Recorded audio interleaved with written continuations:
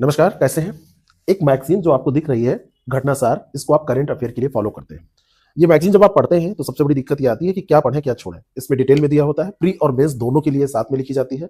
सारी बातें ध्यान में रखे हुए इसको लिखा जाता है। प्रीलिम्स के लिए क्या इम्पोर्टेंट है? ऐसा क्या आप पढ़ लें कि आपके प्रीलिम्स में कोई भी क्वेश्चन गलत ना हो? एमसीक्यू फॉर्म में हम आपके सामने इसको रखने जा रहे हैं। इसको करने के बाद में एक भी क्वेश्चन आपका गलत नहीं होगा, क्योंकि सारी इंपॉर्टेंट चीज़ें हम लोग डिस्कस कर लेंगे।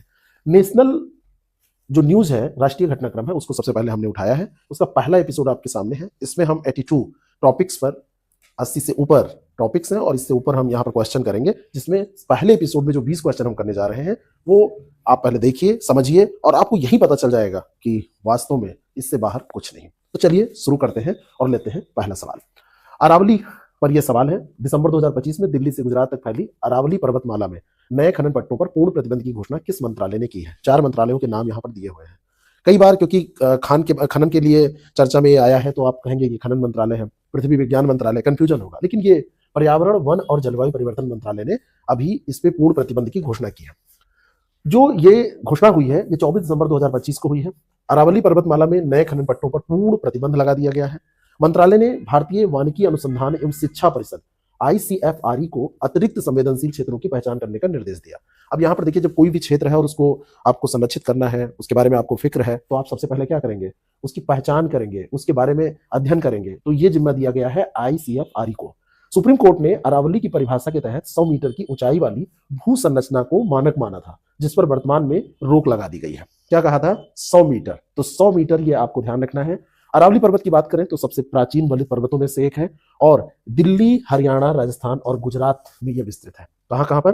गुजरात में भी है, ये आपको ध्यान में रखना है। दो शब्दों से मिलकर अरावली बना हुआ है। आरा का अर्थ होता है पर्वत चोटियां और वली का अर्थ होता है कतार, यानी कि कतार में पर्वत चोटियां। 670 से लगभग 992 किलोमीटर ये लंबी पूरी चोटियां हैं और ये प्लेटेरोजोइक युग में इनका निर्माण हुआ था। आज से लगभग 2.5 से 3.2 अरब वर्ष पहले इनका निर्माण हुआ था और प्लेट टेक्टोनिक, जो हमारी उथल पुथल प्लेट टेक्टोनिक्स थ्योरी जो कहती है, उसी के तहत इनका निर्माण हुआ था और इनको अवशिष्ट पर्वत के रूप में भी हम जानते हैं। एक सवाल इस पर और हम करेंगे, पारिस्थितिक संरक्षण के संदर्भ में उल्लेखित अरावली पर्वतमाला की सबसे ऊंची चोटी गुरु शिखर की ऊंचाई कितनी है? बहुत ही बढ़िया ये प्रश्न है। तो इसकी ऊंचाई है 1722 मीटर। कितनी है? 1722 मीटर। अब 1722 मीटर जो ये चोटी है, ये माउंट आबू, आप जान रहे हैं ना, माउंट आबू गुरु शिखर जो है, ये कहां पर स्थित है? माउंट आबू, ये भी आप ध्यान रखेंगे, और जिसकी ऊंचाई 1722 मीटर है। 1722 मीटर है। अरावली का निर्माण मैंने आपको बताया है प्लेटेरोजोइक युग में लगभग 2.5 से 3.2 अरब वर्ष पहले हुआ था और यह श्रृंखला थार मरुस्थल के पूरब की ओर विस्तार को रोकने के लिए एक प्राकृतिक बाधा, नेचुरल बैरियर के रूप में कार्य करती है। देखिए, अरावली का महत्व क्या है? अरावली का महत्व बहुत अलग अलग तरीकों से आप देख सकते हैं। आप ये किसको केवल मानिए कि एक संरचना है, बस एक पहाड़ है ना? बनास, लूनी और साबरमती जैसी महत्वपूर्ण नदियां इसी पर्वत से निकलती हैं और ये उत्तर भारत में भूजल पुनर्भरण के लिए एक प्रमुख स्रोत है। अब क्योंकि मेंस की क्लास ये नहीं है, इसलिए हम उस तरीके की व्याख्या नहीं करेंगे जिससे रिवीजन आपका जल्दी हो जाए। बात समझ में आ रही है? अगले सवाल पर हम चलते हैं। भारत ने 22 दिसंबर 2025 को किस देश के साथ FTA पर अंतिम सहमति व्यक्त की है? डेट भी यहां पर दी गई है। मोस्ट इंपॉर्टेंट ये क्वेश्चन है और ये व्यापार और रोजगार को बढ़ाने के लिए किसके साथ हुआ है? न्यूजीलैंड के साथ। भारत ने किसके साथ किया है? न्यूजीलैंड के साथ। न्यूजीलैंड भारतीय उत्पादों पर 100% आयात शुल्क खत्म कर देगा, यानी कि भारत के जो उत्पाद होंगे उन पर न्यूजीलैंड जब हम वहां पे एक्सपोर्ट करेंगे तो कोई भी आयात शुल्क नहीं लेगा। और ये पहला ऐसा समझौता है जिसमें भारत की ओर से वार्ता का नेतृत्व करने वाली सभी प्रमुख अधिकारी महिलाएं थी। ये भी बहुत इंपॉर्टेंट है। सारी अधिकारी जो गई थी बात करने, वो सब क्या थी? महिलाएं थी। ठीक है। न्यूजीलैंड के जो प्रधानमंत्री हैं क्रिस्टोफर लक्सन, तो उन्होंने प्रधानमंत्री मोदी से बात की थी फोन पर बात करके और ये बताया था कि समझौता वार्ता जो है हमारी, ये पूर्ण हो गई है। भारत ने अपने डेयरी क्षेत्र की सुरक्षा के लिए दूध, पनीर और दही जैसे उत्पादों को शुल्क रियायत सूची से बाहर रखा है। ये भी इंपॉर्टेंट है, ये ध्यान रखिएगा। न्यूजीलैंड अपने यहाँ भारत से आने वाले 100% उत्पादों पर आयात शुल्क खत्म कर देगा। लेकिन एक चीज ये भी आपको याद रखना है कि समझौते के तहत जिन उत्पादों को शुल्क रियायत सूची से बाहर रखा गया है, उसमें डेयरी उत्पाद है, दूध है, क्रीम है, दही है, पनीर है और पशु उत्पाद है, भेड़ का मांस उसमें छोड़ दिया जाए। सब्जी उत्पाद है जिसमें प्याज है, चना है, मटर है, मक्का है, चीनी है, कृत्रिम शहद है और वनस्पति तथा सूक्ष्म आधारित वसा तेल, ये सब शामिल है जिनको क्या किया गया है? जिनको बाहर रखा गया है, शुल्क रियायत सूची से बाहर रखा गया है। तो यहां पर जब सवाल बनेगा तो याद रखिएगा, दूध, पनीर और दही जैसे उत्पाद ये बाहर है और अगर भेड़ के मांस को छोड़ दिया जाए तो पशु उत्पाद भी बाहर है उससे, और सब्जियां जो मैंने आपको बताई हैं, प्याज, चना, मटर, मक्का, ये सब बाहर है। समझौते के तहत 5,000 भारतीय पेशेवरों के लिए सालाना 3 साल के वर्क वीजा का प्रावधान भी इसमें किया गया है ना। अब एक चीज और देखिएगा, अभी जो हमारा एफटीए हुआ है उसमें आप देखेंगे तो न्यूजीलैंड किसी भी एफटीए के तहत अपने सेबों पर शुल्क में छूट पाने वाला पहला देश बन गया है। अपने सेब पर छूट पाने वाला पहला देश। भारत में सेबों पर 50% आयात शुल्क लगता है जब सेब कहीं से आता है, लेकिन न्यूजीलैंड से अब सेब आएगा तो उस पर शुल्क नहीं लगेगा। तो ये पहला ऐसा हुआ है, इसलिए बहुत ज्यादा इंपॉर्टेंट है। ठीक है, और भारत में 150% शुल्क अंगूर से जो बनने वाली वाइन होती है उस पर लागू है, लेकिन न्यूजीलैंड की वाइन पर यह शुल्क समझौता लागू होने जैसे ये लागू हुआ 50% कम कर दिया गया, 100% ही केवल बचाया गया है ना। और बाकी आगे का जो 50% फिर इन्होंने कहा है कि हम क्रमिक तौर पर 10वें वर्ष में 50% और हम घटा देंगे। अगला प्रश्न है, राष्ट्रीय बाघ संरक्षण प्राधिकरण द्वारा गुजरात को कितने वर्षों के अंतराल के बाद आधिकारिक रूप से पुनः टाइगर स्टेट, बाघधारी राज्य के रूप में बहाल कर दिया गया है? काफी इंपॉर्टेंट है, बहुत ही बढ़िया प्रश्न है। कितने सालों के बाद ऐसा किया गया है? तो ये हुआ है 33 वर्षों के बाद। कितने वर्षों के बाद? 33 वर्षों के बाद 26 दिसंबर 2025 को आधिकारिक रूप से पुनः टाइगर स्टेट इसको घोषित कर दिया गया। ये दाहोद जिले के रतन महल स्लॉथ बियर अभ्यारण्य में एक बाघ की निरंतर 10 महीने की उपस्थिति के आधार पर कहा गया है। तो ये बहुत ज्यादा इंपॉर्टेंट है। रतन महल स्लॉथ बियर अभ्यारण्य है जहां पर एक बाघ निरंतर 10 महीने से पाया जा रहा है, देखा जा रहा है। तो इसके कारण से 33 वर्षों के अंतराल के बाद ये स्थिति बहाल हुई है। अच्छा, अभी आपको से एक सवाल पूछ लिया जाए, ये स्थिति बहाल कौन करता है? तो ये स्थिति बहाल करता है एनसीटीए। एनसीटीए का मतलब राष्ट्रीय बाघ संरक्षण प्राधिकरण, national conservation of tiger authority जो है वो करता है ना। रतन महल बाघ अभ्यारण्य, ये ध्यान रखिएगा, बहुत इंपॉर्टेंट है। अंतिम बार 1989 की बाघ जनगणना में ये शामिल हुआ था और 92 में इसी सूची से बाहर कर दिया गया था, और 92 से लेके अभी तक देखा जाए तो 33 वर्षों तक ये बाहर रहा है। एक प्रोजेक्ट टाइगर हमारे यहाँ चला था 1973 में, और उसके तहत बाघों पर जो काम किया गया है तो सब आप जानते हैं, सामान्य सा प्रश्न है। मध्य प्रदेश भारत का प्रमुख टाइगर स्टेट है, ये भी आपको पता ही होगा। और अगर नहीं पता है तो आप ध्यान रखिए, सबसे ज्यादा जो बाघ हैं वो कहाँ पाए जाते हैं? इस समय आप ये प्रश्न का उत्तर हमारे दीजिए, पूरे भारत में सबसे ज्यादा बाघ कहां पर पाए जाते हैं? कमेंट करके बताइए, क्या मध्य प्रदेश में पाए जाते हैं? और अगर नहीं पाए जाते तो कहां पाए जाते हैं, इसको बताइएगा। अगला सवाल है, दिसंबर 30, 2025 को किस संस्था के ध्रुव न्यू जनरेशन हेलीकॉप्टर ने पहली सफल उड़ान भरी? बहुत ही बढ़िया प्रश्न है। डीआरडीओ का है कि ये एचएएल का है या फिर ये बीएल का है या इंडियन एयरफोर्स का है? तो इसका सही आंसर हो जाएगा एचएएल, हिंदुस्तान एरोनॉटिक्स लिमिटेड, है ना। इसने ही डेवलप किया है ध्रुव एनजी हेलीकॉप्टर, और इसने 30 दिसंबर 2025 को पहली उड़ान भरी है। 5.5 टन वजनी है, दोहरे इंजन वाला है, बहुउद्देशीय हेलीकॉप्टर है, नागरिक उड्डयन क्षेत्र के लिए इसको विकसित किया गया है। फ्रांस की कंपनी सॉफ्रॉन, बहुत इंपॉर्टेंट फैक्ट है, कहां की कंपनी है? फ्रांस की कंपनी है, नाम क्या है? सॉफ्रॉन। इसके सहयोग से इसको विकसित किया गया है, और 1H1C इंजन इसमें यूज किया गया है। जो उसकी शक्ति है वो 1H1C है, ऐसा इंजन इसमें यूज किया गया है। और यह हेलीकॉप्टर आधुनिक ग्लास कॉकपिट और उन्नत एवियोनिक्स सिस्टम से लैस है। और एचएएल का अगर आपसे मुख्यालय का भी पूछ लिया जाए तो ये बेंगलुरु में स्थित है। वैसे इसकी निर्माण इकाइयां जैसे लखनऊ में भी एचएएल है ना, लेकिन इसका जो मुख्यालय है वो आप ध्यान रखिएगा, ये कहां पर?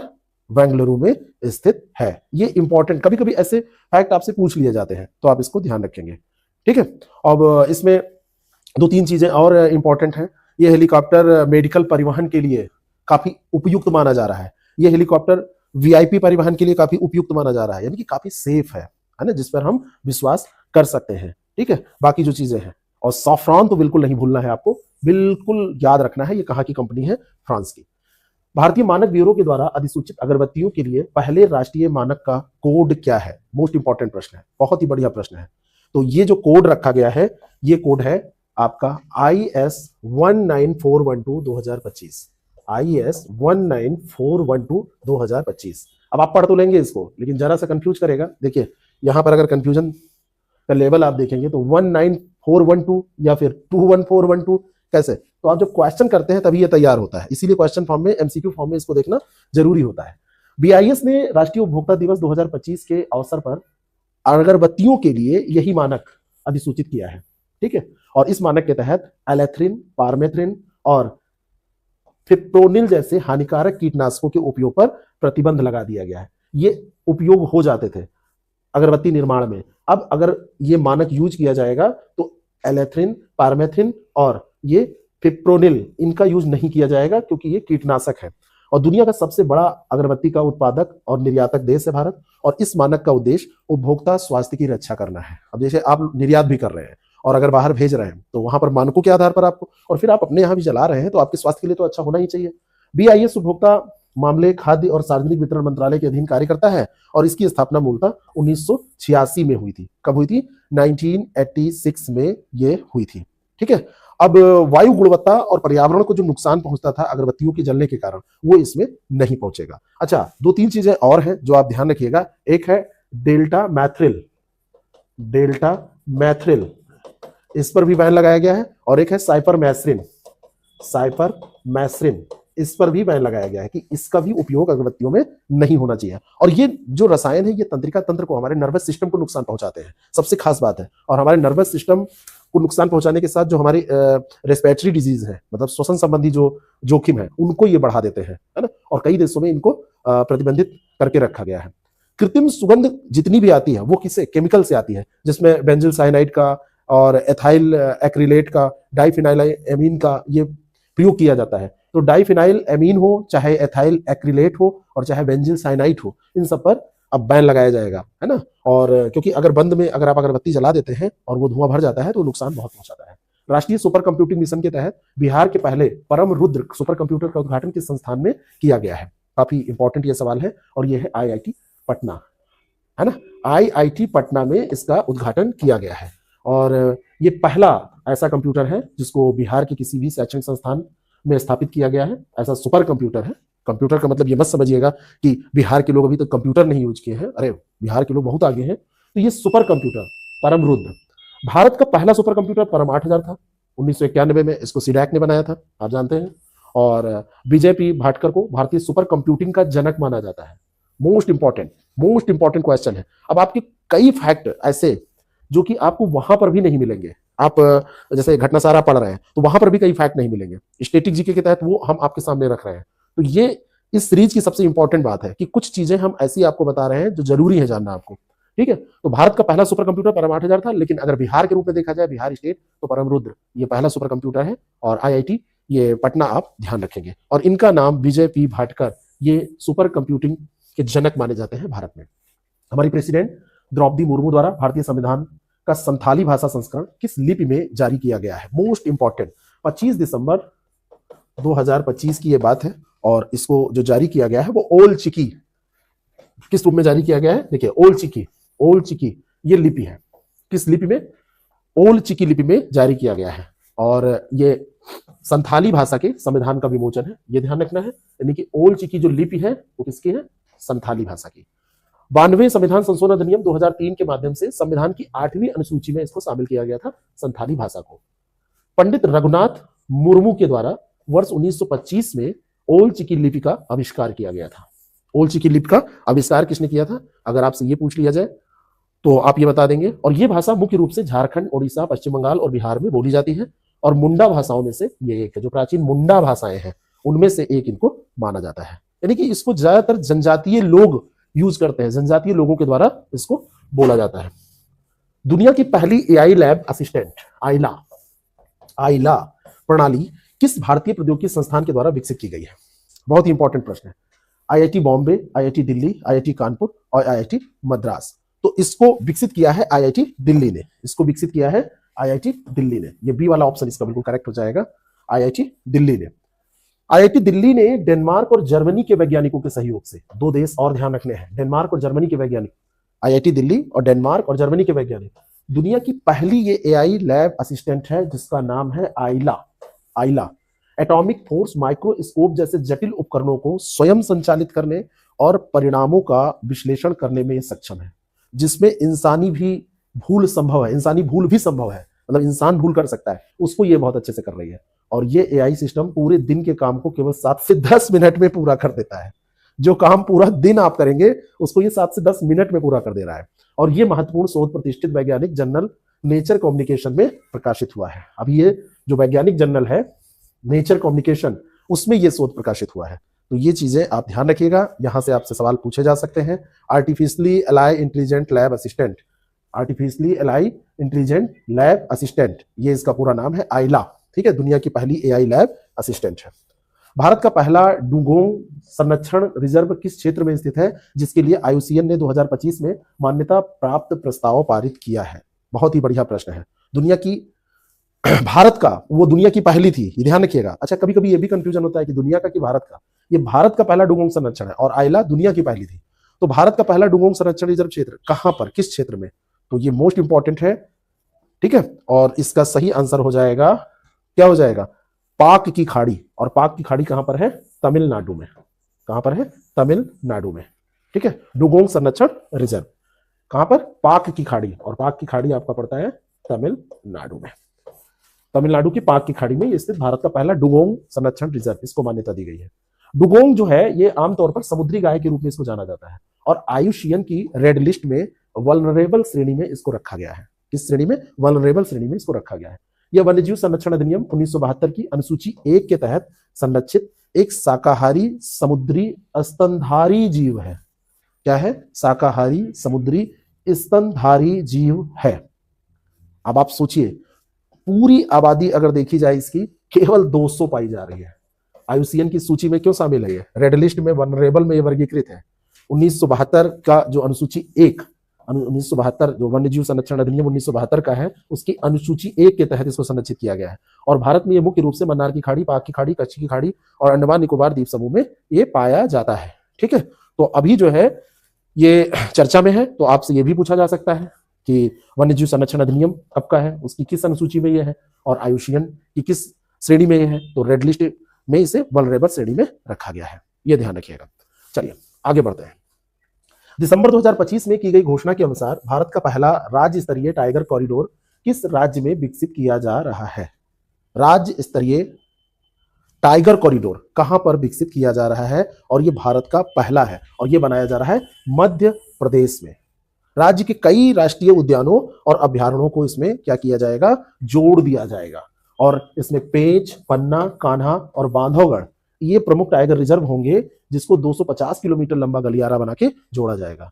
ये गलियारा लगभग 17,000 वर्ग किलोमीटर क्षेत्र को कवर करेगा। इसमें राजस्थान का हिस्सा भी शामिल होगा, केवल मध्य प्रदेश का नहीं, क्योंकि मध्य प्रदेश के कई रिजर्व हैं जो मध्य प्रदेश और राजस्थान दोनों में आते हैं। तो मध्य प्रदेश के साथ साथ राजस्थान का भी एरिया इसमें आएगा। और मध्य प्रदेश को भारत का टाइगर स्टेट कहा जाता है, क्योंकि यहाँ बाघों की संख्या, अभी मैंने आपसे पूछा था कि कहां पर है, मध्य प्रदेश में है कि नहीं, क्योंकि मुझे तो पता था कि अभी आगे क्वेश्चन आने वाला है।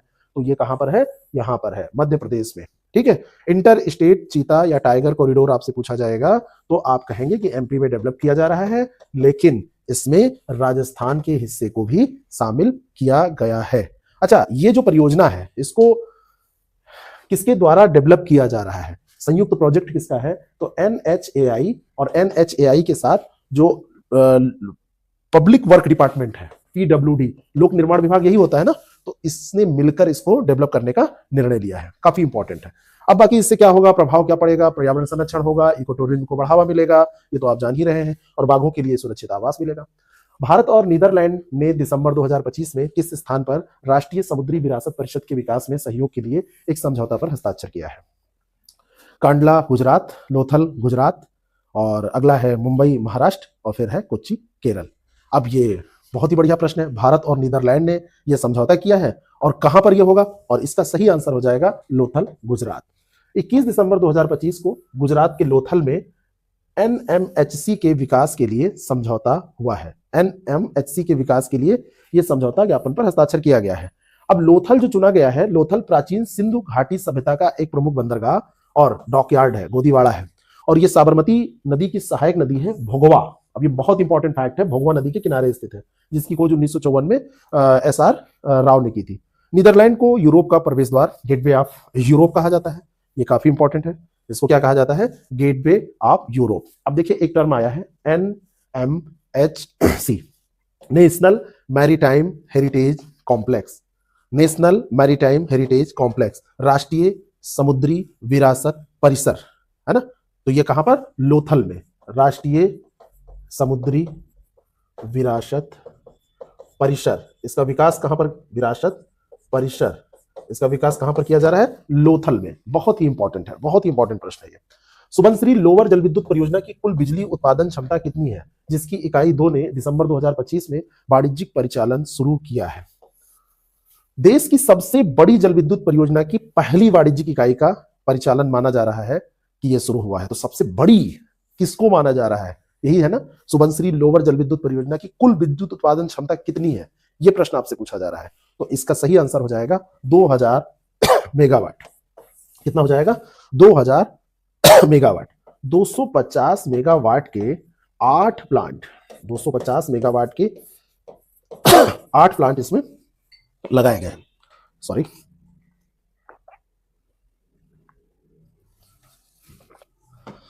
जो मनोहर लाल जी हैं वो इसके मंत्री हैं, केंद्रीय विद्युत आवास और शहरी कार्य मंत्री।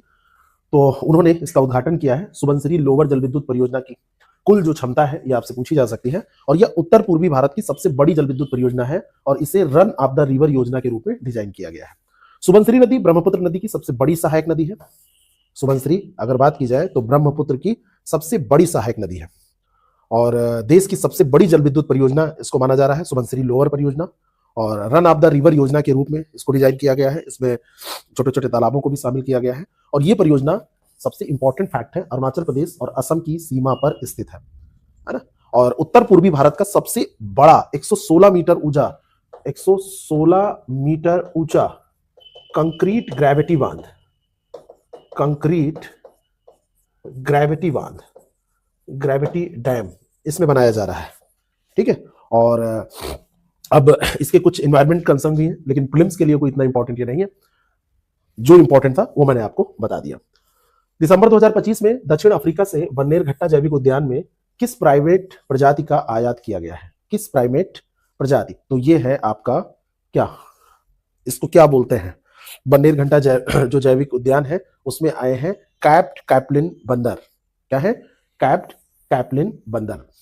ठीक है, और ये 8, इनकी जो संख्या है वो क्या है, 8 ब्लैक कैप्ट कैपलिन बंदरों का आयात किया गया है। इनकी संख्या 8 है, और इनका वैज्ञानिक नाम है सापाजस अपेला।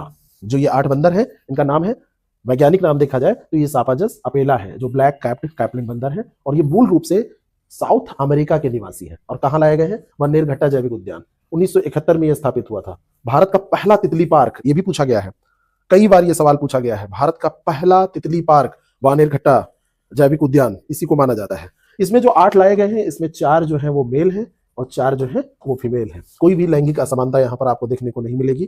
कैंपागोडा अंतर्राष्ट्रीय हवाई अड्डे पर ये लोग उतरे अपना आके, और इनका स्वागत किया गया, और फिर बेंगलुरु के बाद में यहाँ वहां से सीधे बन्नेरघट्टा भाई पहुंच गए ये, और अपनी उच्च बुद्धिमत्ता और औजारों के उपयोग की क्षमता के लिए इनको जाना जाता है। कैपलिन बंदर औजार चला लेते हैं, इनकी जो बुद्धि होती है वो बड़ी तीव्र होती है, तो आप इनको हल्के में मत लीजिएगा, और ये ध्यान रखिएगा। अभी इनको क्वारंटाइन किया गया है क्योंकि बाहर से आए हैं, उसके बाद इनको रखा जाएगा वहां। भारत में हाथियों की स्थिति 2025 की रिपोर्ट के अनुसार भारत में किस राज्य में हाथियों की संख्या सर्वाधिक है, सबसे ज्यादा हाथी कहां पर पाए जाते हैं, मोस्ट इंपॉर्टेंट प्रश्न है, बहुत ही बढ़िया प्रश्न है। 2017 में जो हाथी थे 27,312, उससे 18% अभी कम हाथी पाए गए हैं, और पहली बार डीएनए आधारित नई वैज्ञानिक पद्धति का उपयोग किया गया है काउंटिंग में। डीएनए बेस्ड काउंटिंग पद्धति, काउंटिंग सिस्टम अभी यूज किया गया है, और 22,446 हाथियों का, 22,446 एलिफेंट का अनुमान अभी लगाया गया है। और इसमें देखा जाए तो सबसे ज्यादा जो हाथी हैं वो कहां पाए गए, तो यह है कर्नाटक। कहां पर, कर्नाटक। कर्नाटक में सबसे ज्यादा हाथी हैं। कर्नाटक के बाद में आपका असम आता है, असम के बाद में तमिलनाडु आता है, तमिलनाडु के बाद में फिर केरला आ रहा है, और केरला के बाद में एक स्थान और याद करिए, और वह है उत्तराखंड। ठीक है, कर्नाटक में सबसे ज्यादा हाथी हैं 6,013, उसके बाद में 4,159 हाथी असम में है, और तमिलनाडु में आपके 3,136 हाथी हैं। ठीक है, तो ये 6,013 हाथी कर्नाटक में सबसे ज्यादा है। भारत में एक प्रोजेक्ट चलाया गया था, प्रोजेक्ट एलिफेंट, ये 1992 में हाथियों के संरक्षण के लिए चलाया गया था, और हाथी भारत का राष्ट्रीय विरासत पशु है, ये भी आप जानते ही होंगे, अगर जान रहे हैं तो रिवीजन आप कर लीजिए। और इसे वन्यजीव संरक्षण अधिनियम 1972 की अनुसूची 1 में रखा गया। अच्छा, वैसे क्षेत्र के हिसाब से देखा जाए तो सबसे ज्यादा हाथी पश्चिमी घाट में पाए जाते हैं, जहां पर हाथियों की संख्या लगभग 11,934 है। ठीक है। और सेकंड नंबर पर नॉर्थ ईस्ट की जो पहाड़ियां हैं, ब्रह्मपुत्र का जो बाढ़ का मैदान है, वहां पर हाथियों की संख्या है। तो पश्चिमी घाट और फिर आपको पूरब में जाना पड़ेगा, फिर शिवालिक पहाड़ियों में आप आएंगे और फिर मध्य भारत और पूर्वी घाट में पाया जाता है। अंटार्कटिका में भारत का पहला स्थायी अनुसंधान केंद्र दक्षिण गंगोत्री किस वर्ष चालू हुआ था? ठीक है। कारण यह है कि अभी मैत्री सेकंड की बात हो रही है, मैत्री सेकंड स्टेशन बनाए जाने की यहां पर योजना है। भारत सरकार ने अपना एक नया अनुसंधान केंद्र स्थापित करने की बात यहां पर की है। अब आप ये बताइए कि सबसे पहला दक्षिण गंगोत्री कब बनाया गया था? तो ये 1983 में बनाया गया था, 1983 में बनाया गया था। 2012 में भारती बनाया गया था और मैत्री जो है ये 1989 में बनाया गया था। तो ये दोनों, भारती 2012 और मैत्री 1989, ये दो सक्रिय अनुसंधान केंद्र हैं। ये निष्क्रिय हो चुका है दक्षिण गंगोत्री वाला। अभी मैत्री सेकंड अनुसंधान केंद्र बनेगा, 2029 से 32 तक ये शुरू होने की योजना बनाई गई है। और गोवा स्थित national centre for polar and ocean research इन अभियानों का प्रबंधन करता है। ये मोस्ट इंपॉर्टेंट फैक्ट है, बहुत ही बढ़िया प्रश्न है ये, ठीक है। और एक अंटार्कटिका संधि है जो कि 1959 की है, 1959 की है, और एक मैड्रिड प्रोटोकॉल है जो 1991 का है। ये दोनों याद रखिएगा। और एक है अंटार्कटिका समुद्री जीव संपदा संरक्षण पर अभिसमय, ये 1982 का है। लेकिन जो प्रश्न आपके बनेंगे वो सबसे ज्यादा यहीं से बनने की संभावना है, यहीं से आपके सवाल बनेंगे। एक अंटार्कटिका संधि है जो मैंने आपको अभी बताया, और वो है 1959 की। तो 1959 की जो अंटार्कटिका संधि है, ट्रीटी है, इसमें सदस्य देशों की संख्या आपसे पूछी जा सकती है कि इसमें कितने सदस्य हैं। तो इसमें 54 मेंबर्स हैं। इसमें जो मेंबर्स हैं वो 54 मेंबर्स हैं। और भारत भी इसका 1983, जब 1983 में पहला इसने दक्षिण गंगोत्री स्थापित किया था, तभी से ये सदस्य है। ऐसे आप ध्यान रखिएगा, इससे ज्यादा जानने की जरूरत नहीं है। शांति अधिनियम 2025 के तहत परमाणु ऊर्जा क्षेत्र में अधिकतम कितनी प्रत्यक्ष विदेश निवेश, एफडीआई, फॉरेन डोमेस्टिक इन्वेस्टमेंट सीमा की अनुमति दी गई है? बहुत ही बढ़िया प्रश्न है। इसको बोल रहे हैं शांति। ये शांति है क्या? परमाणु ऊर्जा के सतत दोहन और विकास पर एक अधिनियम बनाया गया है। तो इसका सही आंसर आपको पता होना चाहिए, और यह है 49%। शांति अधिनियम 2025 के तहत परमाणु ऊर्जा क्षेत्र में 49% तक एफडीआई की अनुमति दी गई है। यह अधिनियम निजी कंपनियों को सिविल परमाणु ऊर्जा उत्पादन में प्रवेश की अनुमति देता है। सिविल, ये शब्द याद रखिएगा, डिफेंस में नहीं, सिविल परमाणु ऊर्जा, बिजली बनाने का जो काम है, अनुसंधान का जो काम है वो। भारत का लक्ष्य 2047 तक 100 गीगावाट परमाणु ऊर्जा क्षमता हासिल करना है। मोस्ट इंपॉर्टेंट है ना, अनवीकरणीय और नवीकरणीय ऊर्जा। अब भारत के लिए जो नवीकरणीय ऊर्जा है वो सबसे जो अचीव करना भारत चाह रहा है ना, कि नवीकरणीय ऊर्जा के क्षेत्र में उल्लेखनीय प्रगति, उसमें सोलर एनर्जी का सबसे महत्वपूर्ण योगदान है ना। तो भारत ने 500 गीगावाट का लक्ष्य रखा है। किस चीज का लक्ष्य रखा है, जरा ये कमेंट करके बताइएगा। बहुत ही नॉर्मल सा प्रश्न है। होमी जहांगीर भाभा को भारतीय परमाणु कार्यक्रम का जनक माना जाता है, ध्यान रखिएगा, है ना। तो आपका जो ये sustainable harnessing and advancement of nuclear energy for transforming India जो बिल है, ये Shanti, sustainable harnessing and advancement of nuclear energy for transforming India, इसी को शांति बोल रहे हैं ना। तो ये शांति बिल को मंजूरी कब दी गई? तो ये 12 दिसंबर 2025 को इसकी मंजूरी ये दी गई है। ये डेट आपको याद रखना है, ठीक है। संसद द्वारा पारित शांति अधिनियम, ये आपसे डेट पूछी जा सकती है किस तिथि में? तो 12/12/2025, ठीक है। तो ये ध्यान रखिएगा, मोस्ट इंपॉर्टेंट ये फैक्ट था। दिसंबर 2025 में 23वें भारत रूस वार्षिक शिखर सम्मेलन के दौरान वर्ष 2030 तक द्विपक्षीय व्यापार के लिए क्या लक्ष्य निर्धारित किया गया है? भारत और रूस के बीच में ये लक्ष्य क्या निर्धारित किया गया है? ये इंपॉर्टेंट है, क्योंकि 4 से 5 दिसंबर 2025 को रूस के जो राष्ट्रपति हैं श्री व्लादिमीर पुतिन जी, वो भारत की आधिकारिक यात्रा पर रहे, और इन दोनों के बीच में 23वीं भारत रूस वार्षिक शिखर सम्मेलन में जो भी मतलब द्विपक्षीय संबंधों में सैन्य और रक्षा संबंधी जो भी बातचीत हुई है, उस पर सवाल आपसे बनेंगे। तो यहां पर यह ध्यान रखिएगा, ये $100 अरब की बात की गई है। 2030 तक $100 अरब का द्विपक्षीय व्यापार ये अर्जित करना है, मतलब ये लक्ष्य रखा गया है। रूस ने अंतर्राष्ट्रीय बिग कैट अलायंस IBCA में शामिल होने के लिए रूपरेखा समझौते को अपनाने की घोषणा की है, ठीक है। ये जो बैठक हुई थी, बैठक में 16 समझौतों पर हस्ताक्षर हुआ था। 16 एग्रीमेंट हुए थे, 16 एग्रीमेंट हुए थे, और इसमें 4 डिक्लेरेशन हुए थे, 4 डिक्लेरेशन हुए थे, ठीक है। 4 डिक्लेरेशन, 4 घोषणाएं हुई थी और 16 समझौते हुए थे, है ना। भारत को निर्बाध तेल आपूर्ति का आश्वासन भी व्लादिमीर पुतिन जी के द्वारा दिया गया था कि हम आबाद आपूर्ति करते रहेंगे, ठीक है। तो एक होता है ना कि जैसे अमेरिका के साथ इस समय जो संबंधों की बात की जाए तो अमेरिका के साथ संबंध हमारे उतने अच्छे नहीं है जैसे पहले हुआ करते थे। तो तेल और ऊर्जा की आपूर्ति तो हमको चाहिए ही, तो रसिया इस समय हमारे साथ खड़ा है, ऐसा इन्होंने कहा। भारत और रूस के बीच S-400 वायु रक्षा प्रणाली और ब्रह्मोस मिसाइल प्रमुख रक्षा सहयोग के उदाहरण है। अगर आपसे पूछ लिया जाए S-400 कहां से, तो रसिया से। ब्रह्मोस आप जानते हैं, यहाँ की ब्रह्मपुत्र, वहां की मस्कोवा। दोनों देशों ने पारस्परिक आधार पर 30 दिनों का निःशुल्क ई पर्यटन वीजा, जो ई पर्यटक वीजा है, उसको प्रदान करने पर भी सहमति इसमें व्यक्त की थी। इसके अलावा स्वास्थ्य सेवा, चिकित्सा, शिक्षा, विज्ञान क्षेत्र में, खाद्य सुरक्षा के क्षेत्र में, ध्रुवीय जल क्षेत्र में ये सब समझौते हुए हैं। इस पर बातचीत चलती ही रहती है। माल और वाहनों के आगमन पूर्व सूचना के आदान प्रदान में भी बहुत सारे समझौते हुए हैं। विश्वविद्यालय को लेकर देखा जाए तो मुंबई विश्वविद्यालय, जो मुंबई यूनिवर्सिटी है, मुंबई यूनिवर्सिटी और लोमोनोसेव मॉस्को स्टेट विश्वविद्यालय, ये आपस में और साथ में रूसी प्रत्यक्ष निवेश कोष की जो संयुक्त स्टॉक कंपनी प्रबंधन कंपनी जो है, उसके बीच में सहयोग की बात की गई है। यहां से इतना माइन्यूट लेवल पर जाके सवाल नहीं बनेगा। ऐसे ही प्रसार भारती भारत और संयुक्त स्टॉक कंपनी गजप्रोम मीडिया होल्डिंग, ये रूसी कंपनी है, इसके बीच में बातचीत की गई है। और बाकी ब्रिक्स में ये दोनों लोग साथ में है ही है, तो आप जानते ही हैं उसका अपना एक महत्व है। रूसी पक्ष ने अंतर्राष्ट्रीय बिग कैट अलायंस की जो बात की है, ये सबसे ज्यादा इंपॉर्टेंट है। इसमें शामिल होने के लिए जो रूपरेखा समझौते को अपनाने की घोषणा की है, ये इंपॉर्टेंट है। अगला सवाल है, बीमा संशोधन विधेयक 2025 भारतीय बीमा कंपनियों में प्रत्यक्ष विदेशी निवेश की सीमा को 74% से बढ़ाकर कितने प्रतिशत करने का प्रस्ताव करता है ना।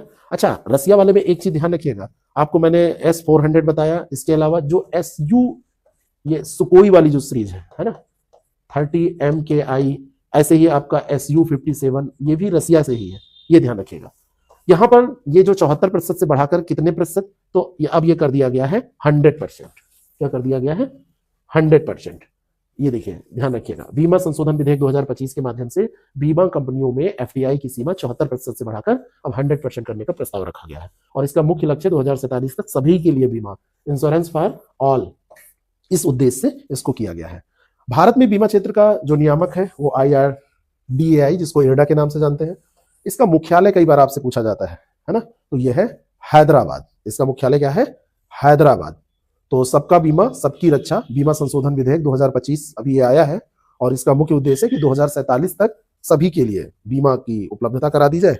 और यह विधेयक बीमा अधिनियम 1938, LIC अधिनियम 1956 और IRDAI अधिनियम IRDA 1999, इन सब में यह संशोधन करता है। ठीक है, तो FDI की सीमा पहले 26% थी, फिर उसको बढ़ाकर 49% किया गया था। 2021 में उसको बढ़ाकर 74% कर दिया गया था, और वर्तमान समय में इसको बढ़ाकर कितना कर दिया गया है? 100% कर दिया गया है।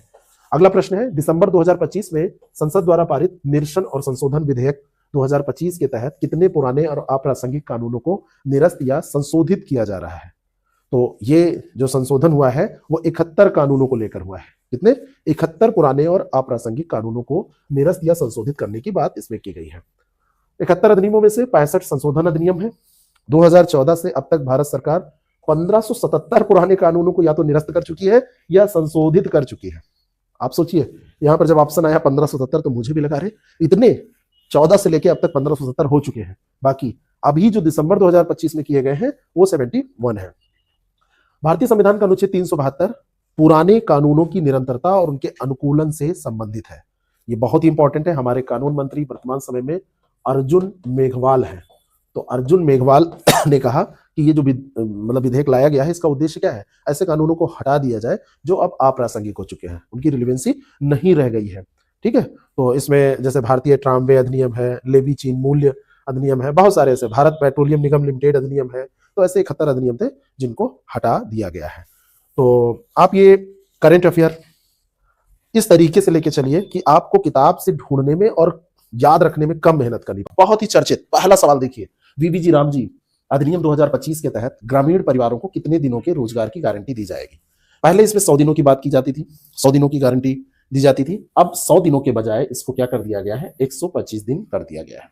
18 दिसंबर को ये पास हुआ था लोकसभा में, 19 दिसंबर को ये पास हुआ था राज्यसभा में, और उसके बाद में राष्ट्रपति मुर्मू ने इसको 21 दिसंबर को 21 दिसंबर को क्या किया था? मंजूरी प्रदान कर दी थी। विकसित भारत 2047 को राष्ट्रीय विजन के साथ इसको संयोजित करके शुरू किया गया है।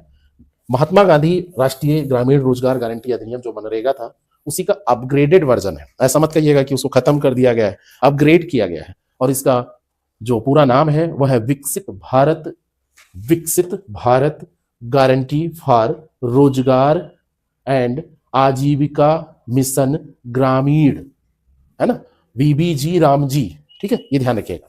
इस अधिनियम में खास बात यह है कि बेरोजगारी भत्ता देने का अनिवार्य प्रावधान किया गया है। इसकी एक धारा है, धारा 5 इसमें किया गया है। और एक बात और है, पहले जो भुगतान किया जाता था वो 15 दिनों पर किया जाता था। अब कहा गया है कि सप्ताह पर भी भुगतान किया जा सकता है। और जो कैपिंग की गई है, कहा गया कि 15 दिनों के भीतर भुगतान करना अनिवार्य होगा। क्या होगा? अनिवार्य होगा। भारतीय संविधान का अनुच्छेद 41 जो है वो काम के अधिकार से संबंधित है। DPSP आपसे पूछा जाएगा DPSP में सुमेलित करने में, तो आप इसको बता देंगे। मोस्ट इंपॉर्टेंट है, बहुत ही इंपॉर्टेंट ये टॉपिक है। इसमें सेंटर और स्टेट की अगर शेयरिंग आपसे पूछ ली जाए तो ये 60 और 40 हो गई है। 60 और 40 हो गई है। ये बहुत ही ज्यादा इंपॉर्टेंट इसका एक फैक्ट है। VBSA विधेयक 2025 के तहत भारत में उच्च शिक्षा के नियमन के लिए किस सर्वोच्च प्राधिकरण की स्थापना की जाएगी? विकसित भारत शिक्षा अधिष्ठान, राष्ट्रीय उच्च शिक्षा आयोग, शैक्षणिक शासन परिषद और उच्च शिक्षा नियामक निकाय। सबसे पहले आप ये समझिए कि इसका उद्देश्य क्या है। इसका जो उद्देश्य है वो उच्च शिक्षा को बढ़ावा देना, उच्च शिक्षा को बढ़ावा देना। और 15 दिसंबर 2025 को संसद में विकसित भारत शिक्षा अधिष्ठान एक विधेयक प्रस्तुत किया गया। विकसित भारत शिक्षा अधिष्ठान, ये वाला ऑप्शन तो इसका करेक्ट हो जाएगा। कौन कौन सी जानकारी आपको याद रखनी है? ये 12 सदस्यीय शीर्ष आयोग के रूप में कार्य करेगा। UGC, AICT, NCT जैसी विभिन्न नियामक संस्थाओं के बीच में कोऑर्डिनेशन करने का, समन्वय स्थापित करने का कार्य करेगा। राष्ट्रीय शिक्षा नीति 2020 के नियामक ढांचे पर यह आधारित है। हल्का लेकिन सख्त उसके नियामक ढांचे पर यह आधारित है। और जहां तक UGC की बात है, कई बार आपसे सवाल पूछे जाते हैं कि UGC की स्थापना कब हुई थी, तो यह स्थापना 1953 में हुई थी और 1956 में इसे वैधानिक दर्जा दिया गया था। एक सवाल यहां पर आपके लिए, कमेंट करके फटाफट बताइए अगर आपको याद है, किस समिति की अनुशंसा पर UGC की स्थापना की गई थी? इसी समय आप बताइए। बहुत ही बढ़िया ये प्रश्न है। किस जलाशय को भारत का 95वां और छत्तीसगढ़ का पहला रामसर स्थल घोषित किया गया है? कोपरा ये छत्तीसगढ़ में है और सिलिशेड जो है ये राजस्थान में है। ये आपका राजस्थान में है और जो कोपरा है ये आपका छत्तीसगढ़ में है। अब क्रम यहां पर इंपॉर्टेंट है। कोपरा 95वां है, ये 95वां है, ठीक है। और जो सिलिशेड है ये 96वां है। ये क्या है? 96वां है। तो ये छत्तीसगढ़ का ये 95वां, ये वाला आंसर हो जाएगा छत्तीसगढ़ का। और राजस्थान का पूछा जाएगा तो ये 96वां होगा देश का, है ना। सिलिशेड जो है वो 96वां रामसर स्थल है। ऐसे ध्यान रखिए, यहाँ पे ये सब सही है, कोई दिक्कत नहीं है, ठीक है। बिलासपुर जिले का कोपरा भारत का 95वां और छत्तीसगढ़ का पहला रामसर स्थल है। राजस्थान का सिलिशेड भारत का 96वां रामसर स्थल घोषित किया गया है। 95 96 में कंफ्यूजन देखिए होने लगा, इसीलिए मैंने आपको जो कंफ्यूजन हुआ उसको दिखाया कि आप इसको समझ जाए। छत्तीसगढ़ सरकार ने अंजोर विजन 2047 के तहत 2030 तक 20 आर्द्र भूमियों को रामसर बनाने का लक्ष्य रखा है। उसने कहा है कि हम 2030 तक आर्द्र भूमि बना देंगे, इनको 20 की संख्या होगी। और रामसर कन्वेंशन आर्द्र भूमियों के संरक्षण के लिए 1971 में ईरान में हस्ताक्षरित एक अंतर्राष्ट्रीय संधि है। मोस्ट इंपॉर्टेंट ये फैक्ट है, मोस्ट इंपॉर्टेंट ये फैक्ट है। 2025 में देखा जाए तो भारत में कुल 96 रामसर साइट है। इसमें जो सबसे ज्यादा रामसर साइट है तमिलनाडु के पास सबसे ज्यादा है और उनकी संख्या है तमिलनाडु में 20। सेकंड नंबर पर आपका यूपी आता है और यूपी में रामसर साइट की संख्या है कितनी? 10, ठीक है। तो ये ध्यान रखिएगा, मोस्ट इंपॉर्टेंट ये है। बाकी कोई अपडेशन होगा तो आप अपडेट करेंगे और यहां भी हमको बता देंगे। हालिया FAO रिपोर्ट के अनुसार वन क्षेत्र की दृष्टि से शीर्ष देशों में भारत का कौन सा स्थान है? ये जो रिपोर्ट आई है ये विश्व स्तर की रिपोर्ट है। भारत सरकार ने ग्रामीण पेयजल प्रणालियों को ट्रैक करने, प्रतिबंधित करने और बेहतर बनाने के लिए एक सुजलाम भारत ऐप की शुरुआत की है, ठीक है। ये भी आप ध्यान रखिएगा। वन क्षेत्र की अगर दृष्टि से हम बात करें तो ऑस्ट्रेलिया, कांगो और इंडोनेशिया के बाद दुनिया में 9वें स्थान पर भारत है। किस स्थान पर है भारत? 9वें स्थान पर भारत है, 9th पोजीशन। भारत विश्व के कुल वन क्षेत्र का 2% हिस्सा, केवल 2%, और कार्बन सिंक के मामले में 5वें स्थान पर है। कितना? 5वां स्थान कार्बन सिंक के मामले में, और वन क्षेत्र के मामले में 2% हिस्सा। रूस, ब्राजील, कनाडा, अमेरिका और चीन के पास दुनिया के कुल वन क्षेत्र का 54% हिस्सा है। रूस, ब्राजील, कनाडा, अमेरिका और चीन, इतने को ही मिला दिया जाए तो ये 54% हो गया। राष्ट्रीय वन नीति 1988 के अनुसार देश में कुल 33% भाग पर वनों का जो होना है वो अनिवार्य माना जाता है। भारत केवल 2% और लगभग 72,739 हेक्टेयर 72,739 1000 हेक्टेयर ये इसके पास वन क्षेत्र है। हमारे यहाँ एक पेड़ मां के नाम वृक्षारोपण को बढ़ावा देने के लिए ये चल रहा है। मध्य प्रदेश, महाराष्ट्र, उड़ीसा, छत्तीसगढ़ ये सब वन संरक्षण करके काफी आगे आने वाले राज्य हैं, काफी अग्रिम पंक्ति में खड़े ये राज्य हैं। यूरोप में सबसे बड़ा वन क्षेत्र है जो दुनिया के वन क्षेत्र का लगभग 25% है। यूरोप में आप देखेंगे तो सबसे ज्यादा है। अगर आपसे हाईएस्ट पूछ लिया जाए कहां पर है तो यूरोप 25% यानी कि 1/4। ठीक है। दक्षिण अमेरिका के वनों का अनुमान सबसे अधिक है और वहां पर कुल भूमि के क्षेत्रफल में देखा जाएगा तो 49% क्या पाए जा रहे हैं, ये कुल भूमि में वन पाए जा रहे हैं। और कार्बन सिंक के मामले में भारत का स्थान आप ध्यान रखिएगा वो 5वां है। AIU ने मंगल ग्रह पर 3.5 अरब वर्ष पुराने एक क्रेटर का नाम किस भारतीय भूविज्ञानी के नाम पर रखा है? बहुत ही इंपॉर्टेंट है। 7 नए भारतीय नामों को अक्टूबर 2025 में मंजूरी प्रदान की गई है, अक्टूबर 2025 में। और इसमें जो ये नाम रखा गया है वो नाम है MS कृष्णन के नाम। IAU यानी अंतर्राष्ट्रीय खगोलीय संघ, इंटरनेशनल एस्ट्रोनॉमिकल जो यूनियन है, मंगल ग्रह के एक प्राचीन क्रेटर का नाम उसने रखा है MS कृष्णन के सम्मान में और इसका नाम रख दिया है इसने कृष्णन क्रेटर। क्या नाम रखा है? कृष्णन क्रेटर। भारतीय भूवैज्ञानिक सर्वेक्षण के पहले भारतीय निदेशक थे कौन?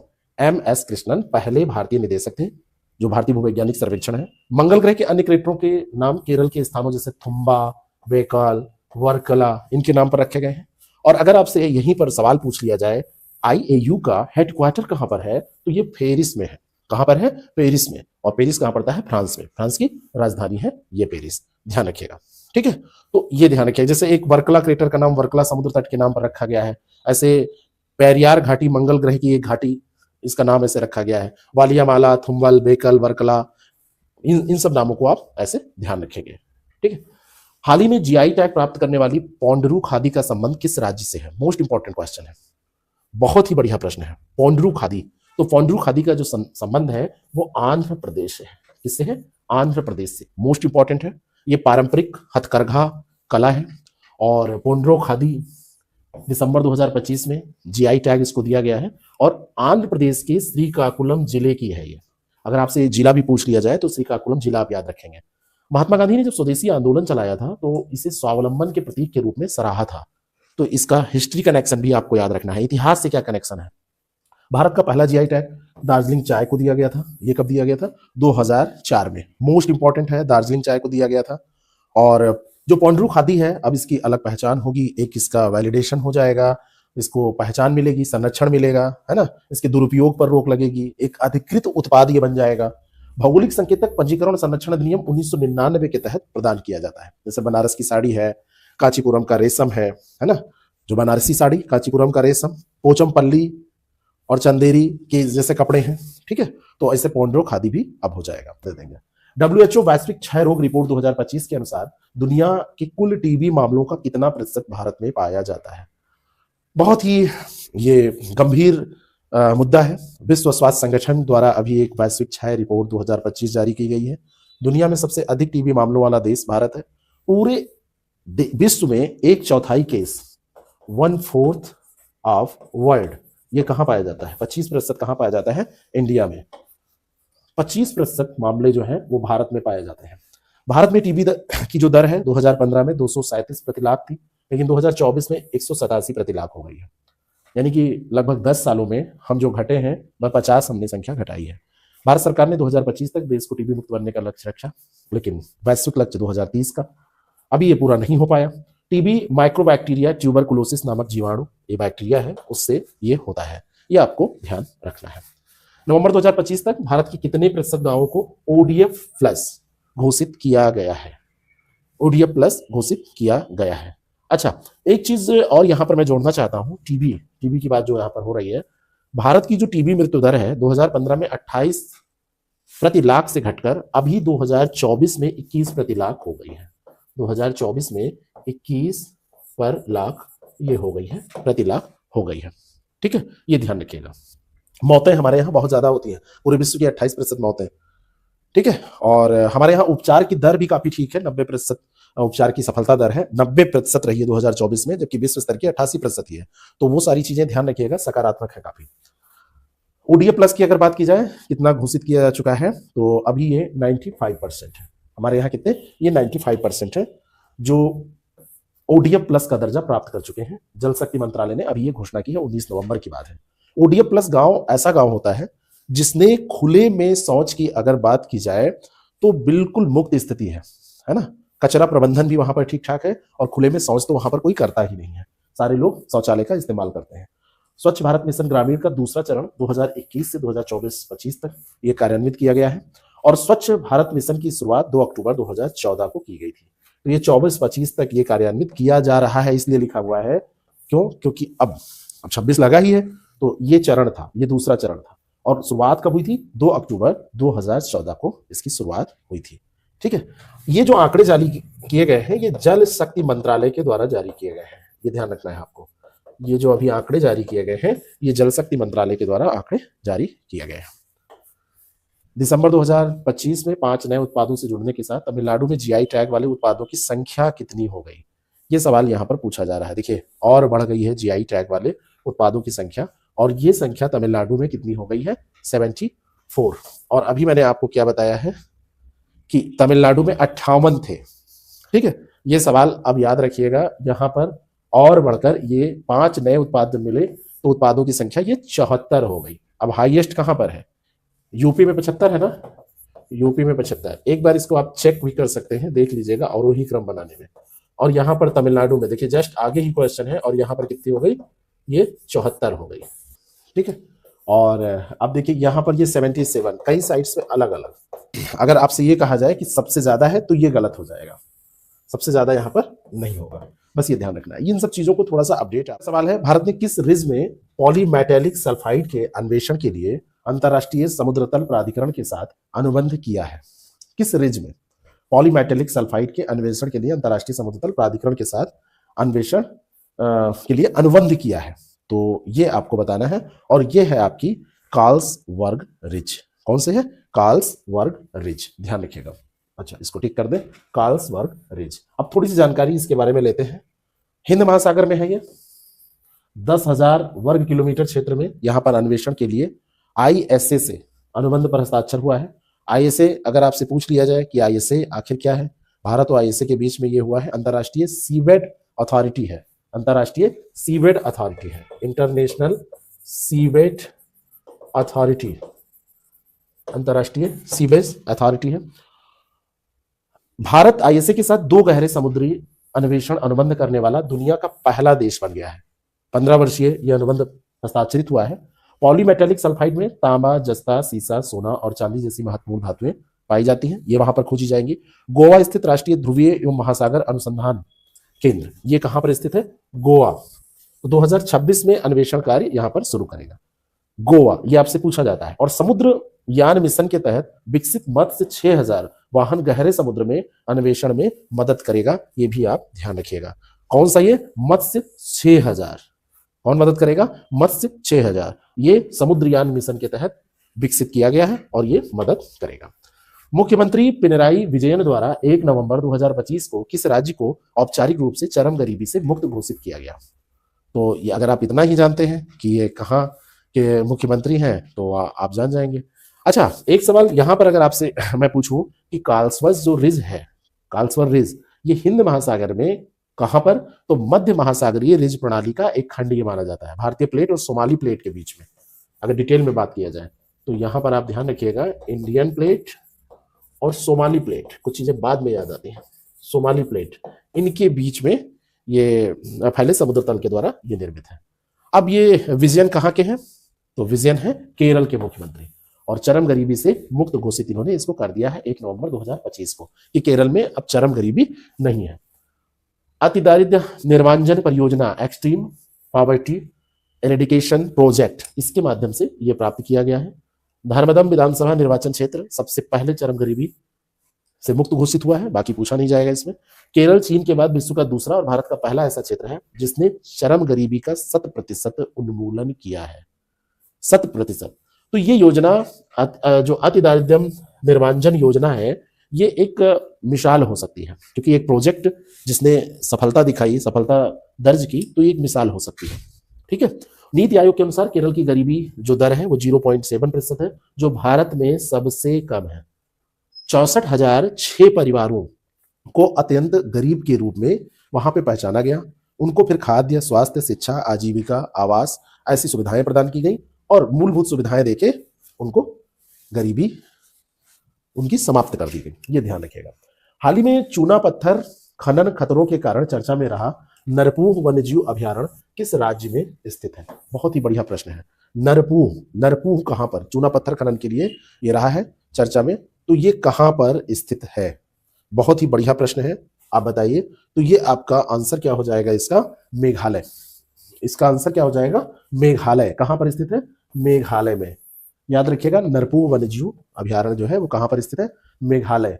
तो नरपूह वन्यजीव अभयारण्य मेघालय के पूर्व जयंतिया हिल्स जिले में जोवाई के निकट स्थित है। वैज्ञानिक खनन गतिविधियों और सीमेंट फैक्ट्रियों के कारण इसके पारिस्थितिक तंत्र पर चिंता जताई जा रही है। वहां पर सीमेंट फैक्ट्रियों ने अपनी उपस्थिति दर्ज करा दी है। तो अब यहाँ पर पाया जा रहा है कि ये सही नहीं है, इसके लिए अनुकूल स्थिति नहीं है, पर्यावरणीय संकट है।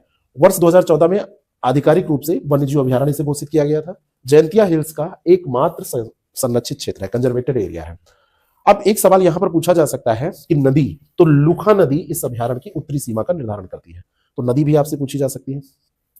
और मेघालय को देखा जाए तो मेघालय को ये बादलों का घर है ना, अबोर्ड ऑफ क्लाउड्स ये कहा जाता है। विश्व का सर्वाधिक वर्षा वाला स्थान जो मौसिनराम है वो यहीं पर स्थित है, मेघालय में। ये वही क्षेत्र ही है, चेरापूंजी और मौसिनराम। तो मौसिनराम जो है, ये ध्यान रखिएगा, इस समय सबसे ज्यादा वर्षा वाला स्थान है पूरे विश्व का, तो ये वहीं पर स्थित है। SIR 2026 के तहत मतदाता सूची का 100% डिजिटलाइजेशन करने वाला देश का पहला राज्य कौन सा है? तो ये राज्य है आपका राजस्थान। कौन सा राज्य है? राजस्थान। यहां पर 99.94% ये डिजिटलाइजेशन पूरा किया गया। 100% बोला जा रहा है, लेकिन 99.94% है। ऐतिहासिक उपलब्धि है। मुख्य निर्वाचन अधिकारी के अनुसार ये डेटा उन्होंने जारी किया है कि इतना डिजिटलाइजेशन 99.94 वहां पर हो गया है और 97% मतदाता मैपिंग कार्य भी यहां पर पूरा कर लिया गया है। डिजिटल जनगणना और मतदाता सूची सुधार के फर्जी मतदाताओं को हटाने के क्रम में जो ये कार्यक्रम चला, तो ये माना जा रहा है कि जितने मृतक हैं, जितने फर्जी मतदाता हैं, वो हट चुके हैं। और आपको पता होना चाहिए कि भारतीय जो निर्वाचन आयोग है, 25 जनवरी 1950 को इसकी स्थापना हुई थी। राष्ट्रीय मतदाता दिवस के रूप में भी मनाया जाता है 25 जनवरी को। ये भी सवाल आपसे पूछा जाता है। तो यही पूरे भारत में जो चुनाव संबंधी जितने भी कार्य हैं उसको करने की शीर्ष एजेंसी है। आपसे कोई भी सवाल इससे रिलेटेड पूछा जाए तो उससे पहले आप तैयार रहें। दिसंबर 2025 में जारी ट्राई की रिपोर्ट के अनुसार भारत में इंटरनेट उपयोगकर्ताओं की कुल संख्या कितनी है? आपको बताना चाहता हूं, ये जितने आंकड़े आप पढ़ रहे हैं, जब आप ऐसे लिखेंगे, मेंस में आंसर राइटिंग करेंगे, तो ये सब आपके लिए बहुत ही ज्यादा उपयोगी हो जाएंगे। भारत में जो इंटरनेट यूजर्स की बात की जाए तो ये संख्या बढ़ गई है, 1017.81 मिलियन हो गई है। इनमें जो वृद्धि हुई है 1.49% की वृद्धि हुई है, और पहले 1002 समथिंग थी, अब 1017.8 है। अब इसमें इंटरनेट जो ग्राहक हैं उनमें ज्यादातर जो लोग हैं वो मोबाइल से इंटरनेट चलाते हैं। यहाँ पे आप देखेंगे तो 95.6% लोग वायरलेस इंटरनेट पर निर्भर है, मोबाइल से चलाते हैं। भारत की टेली डेंसिटी देखा जाए तो 86.65% हो गई है। ये भी आपसे पूछा जा सकता है। ठीक है। ट्राई की स्थापना की बात की जाए तो 1997 में ट्राई अधिनियम के तहत की गई थी और इसका मुख्यालय नई दिल्ली में है। Try, telecom regulatory authority of India. वर्तमान में देखें तो दुनिया का दूसरा सबसे बड़ा दूरसंचार बाजार है, टेलीकॉम मार्केट है, और सबसे बड़ा वैसे कौन है? तो वो चाइना है। चाइना के बाद ये है। ठीक है। तो ये सवाल आपसे पूछे जा सकते हैं। बाकी वहां पर बहुत सारे फैक्ट दिए हुए हैं, तो उनसे इतना ही मुझे लग रहा है कि सबसे ज्यादा इंपॉर्टेंट है। अंतरराज्यीय बाघ हस्तांतरण परियोजना के तहत रामगढ़ विषधारी टाइगर रिजर्व में किस टाइगर रिजर्व से बाघिन को लाया जा रहा है? बहुत ही बढ़िया प्रश्न है, बहुत ही बढ़िया प्रश्न है। राजस्थान में पहली बार अंतरराज्यीय बाघ स्थानांतरण पहल अभी शुरू की गई है, inter state transfer project. Tiger संरक्षण के प्रयासों के लिए एक ऐतिहासिक कदम है। तो मध्य प्रदेश के पेंच टाइगर रिजर्व से एक बाघिन को यहां पर लाया जाएगा। तो कहां से ये पूछा जा रहा है, किस टाइगर रिजर्व से? तो ये पेंच से लाया जा रहा है। ठीक है, ये ध्यान रखिएगा। पेज सिलाया जा रहा है। एक बाघिन, ये राजस्थान के रामगढ़ विषधारी टाइगर रिजर्व। तो दो ये लोकेशन आप याद रखना है आपको कि पेंच कहां पर है, तो ये मध्य प्रदेश में है, और रामगढ़ विषधारी कहां है, राजस्थान में है। लगभग 800 किलोमीटर के हवाई मार्ग से इसको स्थानांतरित किया जाएगा। भारत का दूसरा अंतरराज्यीय बाघ स्थानांतरण है। पहला मध्य प्रदेश से उड़ीसा के सतकोसिया में हुआ था। ठीक है, राजस्थान में पहली बार हो रहा है, लेकिन मध्य प्रदेश से उड़ीसा में हो चुका है। ये जो रामगढ़ विषधारी है ये बूंदी जिले में है। 2022 में इसको टाइगर रिजर्व घोषित किया गया था, और भारत में प्रोजेक्ट टाइगर की शुरुआत 1973 में की गई थी। ऐसे अगर आपसे पूछ लिया जाए कि प्रोजेक्ट एलिफेंट की शुरुआत कब की गई थी, तो ये 1992 में की गई थी। और ये कब की गई थी, ये 1973 में की गई थी। काफी इंपॉर्टेंट ये प्रश्न हो सकता है। सतकोसिया भी याद रखिएगा, ये कहां पर है, उड़ीसा में। किस एम्स के परिसर में देश का पहला जेन जेड पोस्ट ऑफिस स्थापित किया गया है? बहुत ही बढ़िया प्रश्न है। और ये जो एम्स है वो कौन सा एम्स है, यही आपसे पूछा जा रहा है यहां पर। तो ये है विजयपुर परिसर। एम्स जो है ये विजयपुर परिसर, ठीक है। और ये एम्स विजयपुर परिसर में ऐसा किया गया है। जम्मू कश्मीर में है। ये कहां पर है, जम्मू कश्मीर में। 17 दिसंबर 2025 को इसको शुरू किया गया है। उद्देश्य क्या है, डाक सेवाओं को डिजिटल, सुलभ और युवाओं की अपेक्षाओं के अनुरूप बनाना। डाक, बैंकिंग और बीमा सेवाएं एक ही छत के नीचे डिजिटल माध्यम से यहाँ पे प्रदान करना इसका उद्देश्य है। भारत में पिन कोड प्रणाली की शुरुआत 15 अगस्त 1972 को हुई थी। मैंने आपको बताया था, जैसे मान लीजिए कि 22, 60, 12 है, तो इसमें किसका क्या मतलब होता है। 2 और ये 6, ये क्या है, ये डिस्ट्रिक्ट कोड है, ये सब डिवीजन है, और ये डिवीजन यानी रीजन, सब रीजन और डिस्ट्रिक्ट कोड, और ये यहाँ पोस्ट ऑफिस का कोड होता है। एम्स विजयपुर जम्मू संभाग के सांबा जिले में स्थित है। कहां पर है, सांबा जिले में स्थित है। अब पूरी किताब में आप देखेंगे तो इतनी इंपॉर्टेंट आपको न्यूज मिलेगी, बाकी सारी चीजें बहुत सारी दी हुई है उसमें। क्यूएस एशिया यूनिवर्सिटी रैंकिंग 2026 में किस विश्वविद्यालय ने प्रथम स्थान प्राप्त किया है? ये एशिया यूनिवर्सिटी रैंकिंग है, और इसमें प्रथम स्थान प्राप्त करने वाला जो विश्वविद्यालय है वो सिंगापुर का विश्वविद्यालय है, या कहाँ का है, या हांगकांग का है। देखिए यहाँ पेकिंग यूनिवर्सिटी, सिंगापुर का भी विद्यालय दिया है, विश्वविद्यालय, और ये हांगकांग। तो यहाँ पर ध्यान रखिएगा, ये यूनिवर्सिटी ऑफ हांगकांग है, ये प्रथम स्थान इसको मिला है। 4 नवंबर 2025 को इसको जारी किया गया है। भारत की ओर से शीर्ष स्थान आईआईटी दिल्ली, ये कितना स्थान है इसका, 59, जो हमारे यहाँ का शीर्ष स्थान है। भारत के 7 संस्थान इसमें शामिल हैं। जो 7 संस्थान है उसमें आईआईटी दिल्ली का प्रथम स्थान है। आईआईटी दिल्ली के बाद में Indian institute of science IISc ये 64वें स्थान पर है, तो सेकंड स्थान इसका हो जाएगा। उसके बाद में मद्रास है ना, वो 17वें स्थान पर है। आईआईटीएम मद्रास ये 17वें स्थान पर है। रैंकिंग में 1526 विश्वविद्यालयों में सर्वाधिक 394 चीन के और फिर 294 भारत के संस्थान है, ये ध्यान रखना है। क्यूएस रैंकिंग में शैक्षणिक प्रतिष्ठा, नियोक्ता प्रतिष्ठा और फैकल्टी छात्र रेशियो जो है, ऐसे 11 मानक हैं जिनको देखकर, जिनको जांच कर इसको जारी किया जाता है। भारतीय विज्ञान संस्थान बेंगलुरु को इस रैंकिंग में 64वां स्थान मिला है।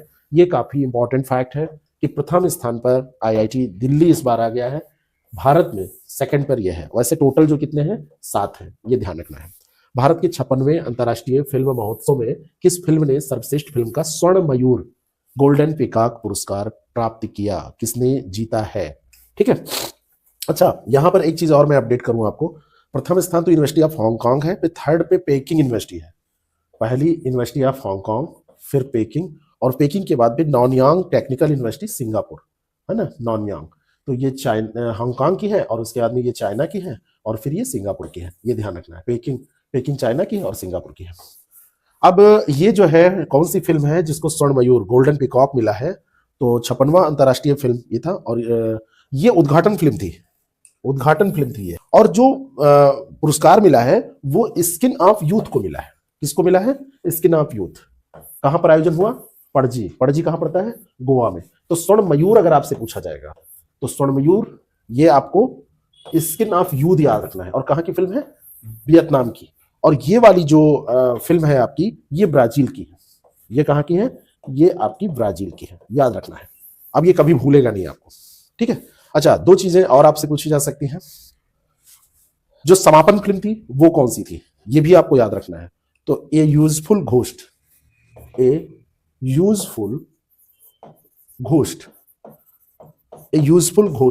ये आपकी समापन फिल्म थी। ये 2 फिल्में आपसे पूछी जाती हैं। अच्छा, महोत्सव में फोकस कंट्री ये जापान था और पार्टनर कंट्री ये स्पेन था, ये याद रखना है। Focus country Japan, partner country Spain. अभिनेता रजनीकांत को भारतीय फिल्म इंडस्ट्री में 50 वर्ष पूरे होने पर Indian film personality of the year इससे सम्मानित किया गया है। ठीक है, किसको? रजनीकांत को, रजनीकांत को। ठीक है, अंतरराष्ट्रीय ज्यूरी के अध्यक्ष भारतीय फिल्म निर्माता राकेश ओम प्रकाश मेहरा थे। राकेश ओम प्रकाश मेहरा थे अंतरराष्ट्रीय ज्यूरी के ये अध्यक्ष इसमें रखे गए थे। प्रथम IFFI का आयोजन 1952 में मुंबई में किया गया था। प्रथम मुंबई में हुआ था, अभी ये पणजी में हुआ है। ठीक है, फिर से मैं आपको बता रहा हूं कि ये द ब्लू टेल जो मैंने आपको कहा है ये उद्घाटन प्लेन थी, और अगर गोल्डन पीकॉक पूछा जाए तो ये स्किन ऑफ द यूथ थी, ये ध्यान रखना है। ठीक, सर्वश्रेष्ठ अभिनेता ओबीमर रियोश और सर्वश्रेष्ठ अभिनेत्री जारा सोफिजा ओस्टान। इतना याद आपको नहीं रहेगा, बस इतना पढ़ लीजिए, यही बहुत है। केंद्र सरकार ने किस वर्ष में भारत की 16वीं राष्ट्रीय जनगणना कराने की योजना को मंजूरी दी है? तो ये जनगणना आपकी 2026 में ही होगी। बहुत ही सरल प्रश्न है, अगर आपको ऐसा लग रहा है तो ये गलत हो जाएगा, है ना। ये जो जनगणना है वो 2027 में होगी। कब होगी? 2027 में कराने की योजना है। देखिए, अब ऐसे सवाल क्या होते हैं, आपको लगेगा कि अरे 25 के आसपास घोषणा हो गई है तो 25 में हुई है तो 26 में हो जाएगा, ऐसे सोच के आप, अब यहाँ पे दो ऑप्शन देखिए, 25, 26, 27, फिर 28, 29, तो इनमें दोनों में ही कंफ्यूजन होगा। तो ये 27 में, ये देश की स्वतंत्रता के बाद 8वीं और देश की पहली पूर्णतः डिजिटल जनगणना होगी, है ना। 12 दिसंबर 2025 को इसको मंजूरी दी गई है। 12 दिसंबर 2025 को ये मंजूरी इसको प्रदान की गई है। ठीक है, बहुत पैसा लगेगा, 11,718.24 करोड़, इतना पैसा लगेगा, इतनी लागत इसमें लग जाएगी, है ना।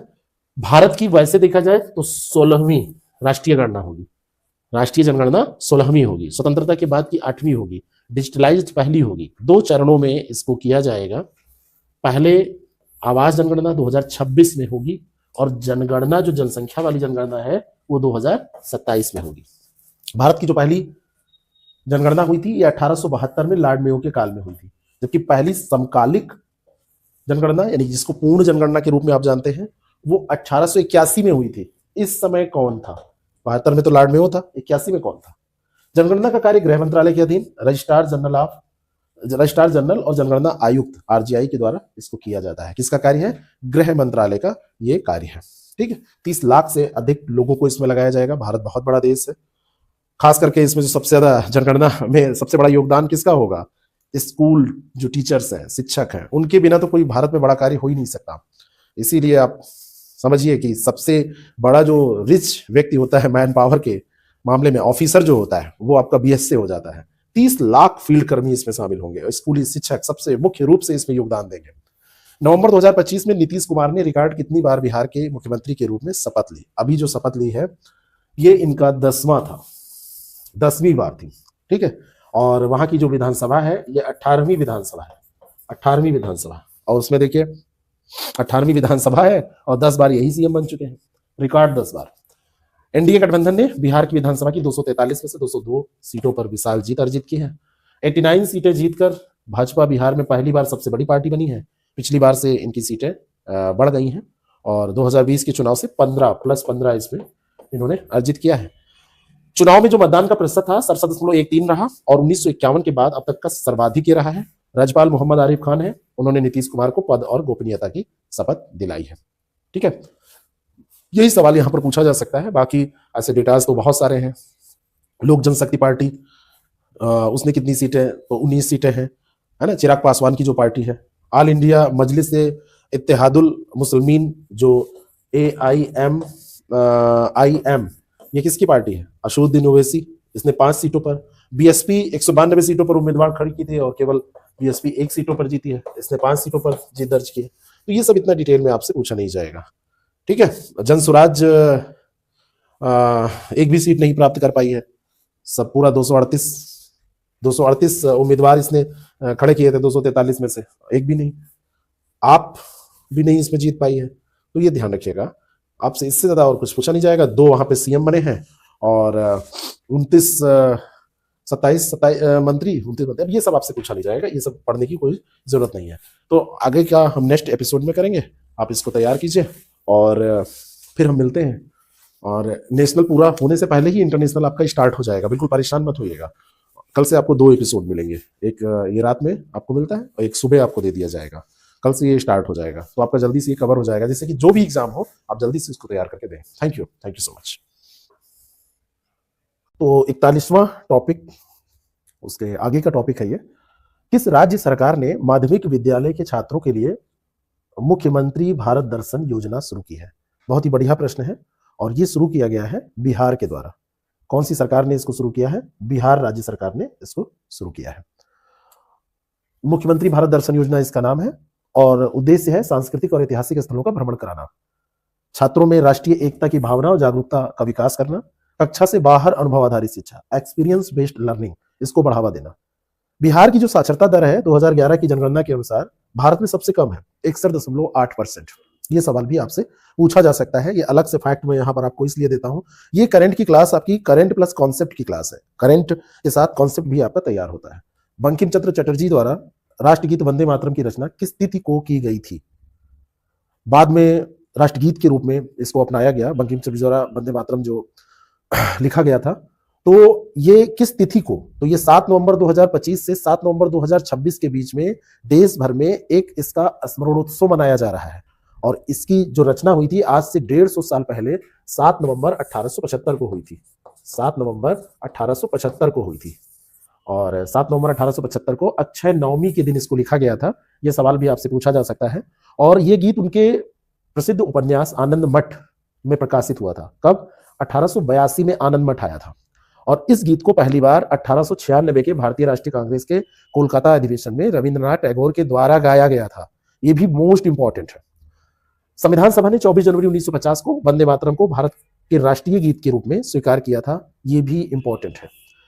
अभी इस अवसर पर जब 150 साल पूरे हुए हैं, तो स्मारक डाक टिकट 150 रुपये का अंकित मूल्य का जारी किया गया है। ये स्मारक डाक टिकट जारी किया जाना क्या होता है? इससे मतलब एक उसको पहचान दी जाती है। ठीक है, तो ये इंपॉर्टेंट फैक्ट्स थे जो आपको जानना था। और 1937 में कांग्रेस कार्य समिति के द्वारा भारत के राष्ट्रीय गीत के रूप में इसको स्वीकार किया गया था। राष्ट्रीय गीत के रूप में इसको स्वीकार किया गया था, ये भी ध्यान रखिएगा। ये कांग्रेस कमेटी ने, कांग्रेस कार्य समिति ने इसको स्वीकार किया था। भारत को किस अवधि के लिए यूनेस्को के कार्यकारी बोर्ड में फिर से चुना गया है? यूनेस्को के कार्यकारी बोर्ड में इसको चुना गया है 2025 से 2029 के लिए। और इसके बारे में जो और जानना जरूरी है वो ये है कि ये बोर्ड यूनेस्को की नीतियों और बजट को दिशा निर्देश देने वाला 85 सदस्यीय निकाय है। यूनेस्को का मुख्यालय पेरिस, फ्रांस में स्थित है, जिसकी स्थापना 16 नवंबर 1945 को हुई थी। 85 सदस्य देशों वाला ये बोर्ड है। इसमें जो सदस्य हैं वो 85 हैं, 85 मेंबर्स हैं जो ये बोर्ड है, कार्यकारी बोर्ड यूनेस्को का। और इसमें जो भी नीति होती है, जो बजट होता है और जो कार्यक्रम होते हैं, उनको ये डायरेक्शन देने का कार्य ये लोग करते हैं।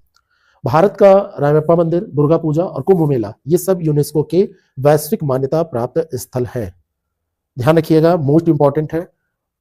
यूनेस्को 2023 को मिलेट वर्ष, 2023 को मिलेट वर्ष के रूप में मनाया गया था। उसको आगे बढ़ाने का भी इस बार लक्ष्य रखा गया है। और जब 2023 में इसको मिलेट वर्ष के रूप में रखा गया था, तो उसमें सबसे ज्यादा योगदान किसका था? भारत का था। भारत ने पहले भी यूनेस्को के कई महत्वपूर्ण कार्यक्रमों में योगदान दिया है। जैसे मिलेट वर्ष 2023 को आगे बढ़ाने की बात अगर आप करेंगे, यानी कि उसको कैरी ऑन करने की बात करेंगे, तो भारत का योगदान इसमें आता है। देश के पहले सहकारी multi field compressed biogas plant का उद्घाटन कहां पर किया गया? CBG, इसका उद्घाटन कहां पर किया गया? तो इसका उद्घाटन किया गया है अहिल्यानगर। कहां पर? महाराष्ट्र में, है ना।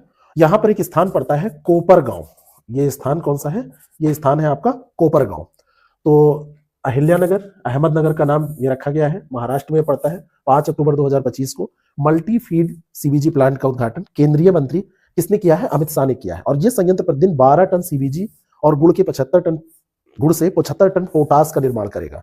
पोटास, है ना। सहकारी चीनी मिलों के इतिहास में पहली बार कंप्रेस्ड बायोगैस प्लांट व पोटास ग्रेन्यूल निर्माण इकाई की शुरुआत हुई है। पहली बार ऐसा हो रहा है, इसलिए बहुत ज्यादा इंपॉर्टेंट है। बायोगैस का मुख्य घटक मीथेन होता है, CH4 मीथेन होता है। भारत सरकार ने 2018 में किफायती परिवहन के लिए सतत विकास पहल का शुभारंभ किया था। ये भी आप याद रखिएगा, बहुत ही इंपॉर्टेंट एक फैक्ट है।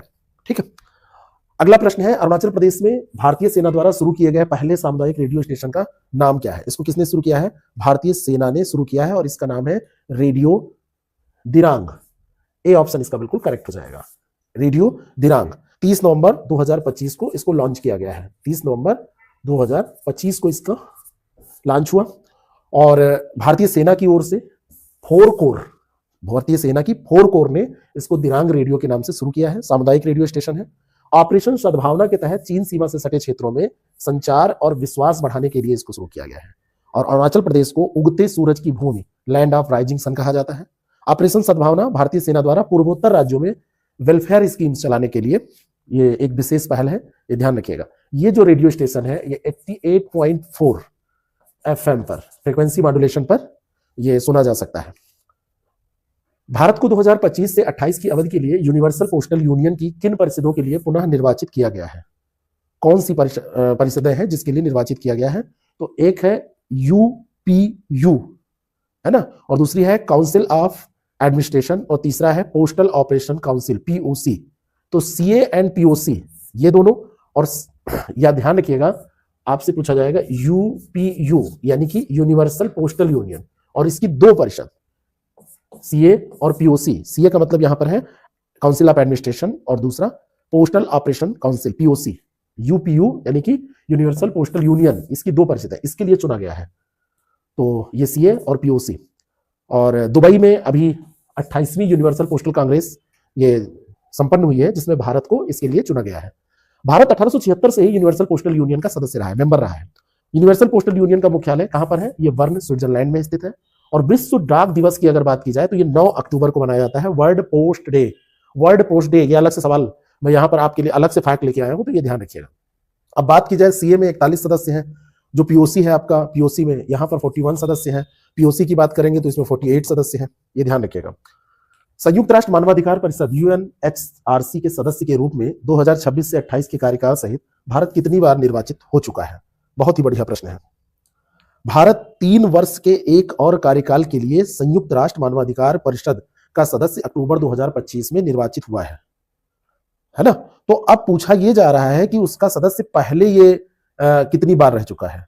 तो 7वीं बार, मतलब अभी आप देखेंगे इस बार भारत 7वीं बार बना है, तो इस बार का कार्यकाल अगर लेके चलेंगे तो ये 7 बार हो जाएगा।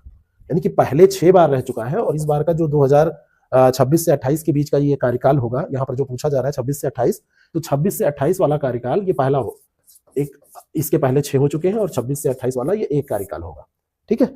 भारत अक्टूबर 2025 में अगर आपसे पूछा है तो ये 7वीं बार बना है। इसमें कुल 47 सदस्य हैं। एशिया प्रशांत क्षेत्र के लिए 13 सीटें इसमें हैं। संयुक्त राष्ट्र मानवाधिकार परिषद की स्थापना मार्च 2006 में की गई थी, जिसने मानवाधिकार आयोग का स्थान लिया था। और अगर इसकी मुख्यालय की बात की जाए तो जिनेवा, स्विट्जरलैंड में यह स्थित है। ठीक है। भारत का जो कार्यकाल है ये 1 जनवरी को शुरू हुआ है, 1 जनवरी 2026 को ये शुरू हुआ है। ठीक है। 13 देश इसमें कहां के हैं? ये एशिया प्रशांत क्षेत्र से है, ये ध्यान रखिएगा, मोस्ट इंपॉर्टेंट है, बहुत ही। ठीक है। और एशिया प्रशांत क्षेत्र में 4 सीटें अभी जो चुनाव हुआ है उससे भरी गई हैं। उसमें भारत के अलावा कौन कौन आया है? तो एक आया है इसमें इराक, दूसरा आया है इसमें पाकिस्तान, और तीसरा इसमें आया है वियतनाम। ये 3 याद रखिएगा। भारत यूके विजन 2035 के अनुसार दोनों देशों के बीच द्विपक्षीय व्यापार को दोगुना करने का लक्ष्य किस वर्ष तक रखा गया है? किस साल तक ऐसा माना गया है कि ये हम दोगुना कर लेंगे? तो ये जो लक्ष्य रखा गया है वो एक विजन जारी किया गया है 2035 के नाम से, 2030 के नाम, सॉरी, भारत और ब्रिटेन विजन एक 2035 शुरू हुआ है, और इसमें व्यापार को दोगुना करने का जो लक्ष्य रखा गया है वो 2030 का रखा गया है। ध्यान रखिएगा, यही कंफ्यूजन होगा। एक जो विजन जारी किया गया है वो ध्यान रखिएगा, भारत ब्रिटेन विजन। अगर विजन आपसे पूछा जाएगा तो विजन आपका है 2035 का, अगर दोनों के बीच में विजन। लेकिन अगर आपसे पूछा जाएगा कि कब तक 2 टाइम्स कर देना है ट्रेड, तो ये 2030 तक, 2030 तक इन्होंने क्या कहा है कि हम दोगुना कर देंगे। जब भारत ब्रिटेन विजन की बात होगी तो 2035 ये रोड मैप बना के आर्थिक और व्यापार समझौते सेटा को, व्यापक आर्थिक एवं व्यापार समझौते, comprehensive economic and trade agreement, comprehensive economic and trade agreement सीटा, तो ये शुरू किया गया है। लेकिन वैसे द्विपक्षीय व्यापार को दोगुना करना तो 2030 तक। ब्रिटेन ने 9 विश्वविद्यालयों को भारत में अपने कैंपस स्थापित करने की प्रक्रिया में प्रगति की है, तो भारत में ये स्थापित होंगे। और भारतीय संविधान में संसदीय शासन प्रणाली और एकल नागरिकता का प्रावधान ब्रिटेन के संविधान से प्रेरित है। जैसा कहते हैं लिया गया है, तो वहां से प्रेरित है, लिया क्या वहां से उठा, ऐसे निकाल थोड़ी ना लिया गया है, तो ये प्रेरित है, ये ध्यान रखिएगा, ये इंपॉर्टेंट है। भारत और मंगोलिया के बीच बौद्ध धर्म के माध्यम से गहरे आध्यात्मिक संबंधों के कारण उन्हें क्या कहा जाता है? बहुत ही इंपॉर्टेंट है, बहुत ही ज्यादा इंपॉर्टेंट ये है। तो इनको क्या कहा जाता है? तो इनको स्पिरिचुअल सिबलिंग्स कहा जाता है। किसको? भारत और मंगोलिया को। बहुत ही इंपॉर्टेंट है। अभी मंगोलिया के राष्ट्रपति जिनका नाम है खुरेलसुख उखना, इनका नाम क्या है? खुरेलसुख उखना, ध्यान रखिएगा, खुरेल सुख उखना, मिस्टर खुरेलसुख उखना। ये कहां पर आए? ये इंडिया आए थे, इनका शिष्टमंडल भी साथ में आया था। मोदी जी ने कहा कि भारत और मंगोलिया स्पिरिचुअल सिबलिंग है, क्योंकि दोनों देश सदियों से बौद्ध धर्म के सूत्र में बंधे हुए हैं। 13 से 16 अक्टूबर के बीच में 2025 में इनकी यात्रा हुई है। भारत मंगोलिया में भगवान बुद्ध के शिष्यों सारिपुत्र और मोग्दलायन के पवित्र अवशेष भारत मंगोलिया में भेजेगा। मंगोलिया के बारे में अगर हम बात करें तो एक लैंडलॉक देश है, रूस और चीन के बीच में स्थित है। मंगोलिया की जब आप पोजीशन देखेंगे तो एक लैंडलॉक कंट्री है, और कहां पर स्थित है? रूस और चीन के बीच में स्थित है। विश्व प्रसिद्ध जो गोबी रेगिस्तान है, गोबी मरुस्थल, इसका अधिकांश भाग कहां पर है? मंगोलिया में स्थित है। तो स्पिरिचुअल सिबलिंग्स याद रखिएगा। और अभी जो व्यापार समझौते हुए हैं और उनके नागरिकों को निःशुल्क ई वीजा प्रदान करने की बात की गई है, भारतीय प्रधानमंत्री ने की है। तो ये सारी चीजें, हो सकता है आपसे कुछ चीजें। इसके अलावा 2028 तक तेल रिफाइनरी मंगोलिया की पहली शुरू होने जा रही है। तो ये संभावना भारत के द्वारा, क्योंकि ये वित्त पोषित है, 2028 तक वहां की ये फर्स्ट ऑयल रिफाइनरी शुरू की जा रही है। तो ये ध्यान रखिएगा, क्योंकि भारत के द्वारा ये वित्त पोषित है। WDMMA 2025 की रिपोर्ट के अनुसार किस देश की वायुसेना विश्व की तीसरी सबसे शक्तिशाली वायुसेना है ना? अच्छा, एक चीज ध्यान रखिएगा, इनके भारत और मंगोलिया के बीच में 10 समझौते ज्ञापन पर हस्ताक्षर किए गए हैं, अगर संख्या पूछी जाए तो। अभी world directory of modern military aircraft अक्टूबर 2025 में एक रिपोर्ट जारी की इसने। तो इसने कहा कि जो इंडिया की, मतलब भारतीय वायुसेना है, IAF, इंडियन एयरफोर्स है, ये अमेरिका और रूस की वायुसेनाओं के पश्चात तीसरी। पहले स्थान पर USA है, और उसके बाद में रसिया है, और रसिया के बाद में फिर ये इंडिया है। तीसरे स्थान पर ये है। ताकत के मामले में चीन की वायुसेना को इसने पीछे अभी छोड़ दिया है, चीन इसके पीछे चला जाएगा। ये रैंकिंग जो की गई है, ये लड़ाकू विमानों की संख्या, ट्रेनिंग, लॉजिस्टिक सपोर्ट, और जो ट्रिब्यूनल रेटिंग है, आधुनिकता पर आधारित है। ये इस पर ट्रिब्यूनल रेटिंग जो की गई है उस पर आधारित है। और भारतीय वायुसेना की स्थापना वैसे देखा जाए तो 8 अक्टूबर 1932 को हुई थी। प्रतिवर्ष 8 अक्टूबर को वायुसेना दिवस मनाया जाता है। ठीक है। चीनी वायुसेना का नाम है people's liberation army air force, people's liberation air army, है ना, आर्मी एयरफोर्स। ये चाइना की है, तो चाइना वाले को इसने क्या किया है? पीछे छोड़ दिया है। आगे बढ़ते हैं। सितंबर 2025 में मॉरिशस के प्रधानमंत्री डॉक्टर नवीन चंद्र रामगुलाम की भारत की राजकीय यात्रा के दौरान प्रधानमंत्री मोदी ने कितने मूल्य के विशेष आर्थिक पैकेज के लिए सहमति प्रदान की है? तो मॉरिशस के प्रधानमंत्री भारत आए थे, उच्च स्तरीय शिष्टमंडल के साथ आए थे। 9 से 16 सितंबर 2025 के बीच में इन्होंने ये यात्रा की थी, और $680 मिलियन का आर्थिक पैकेज इन्होंने ये मान्यता दी है। $680 मिलियन। प्रधानमंत्री मोदी ने ये विशेष आर्थिक पैकेज घोषित किया है।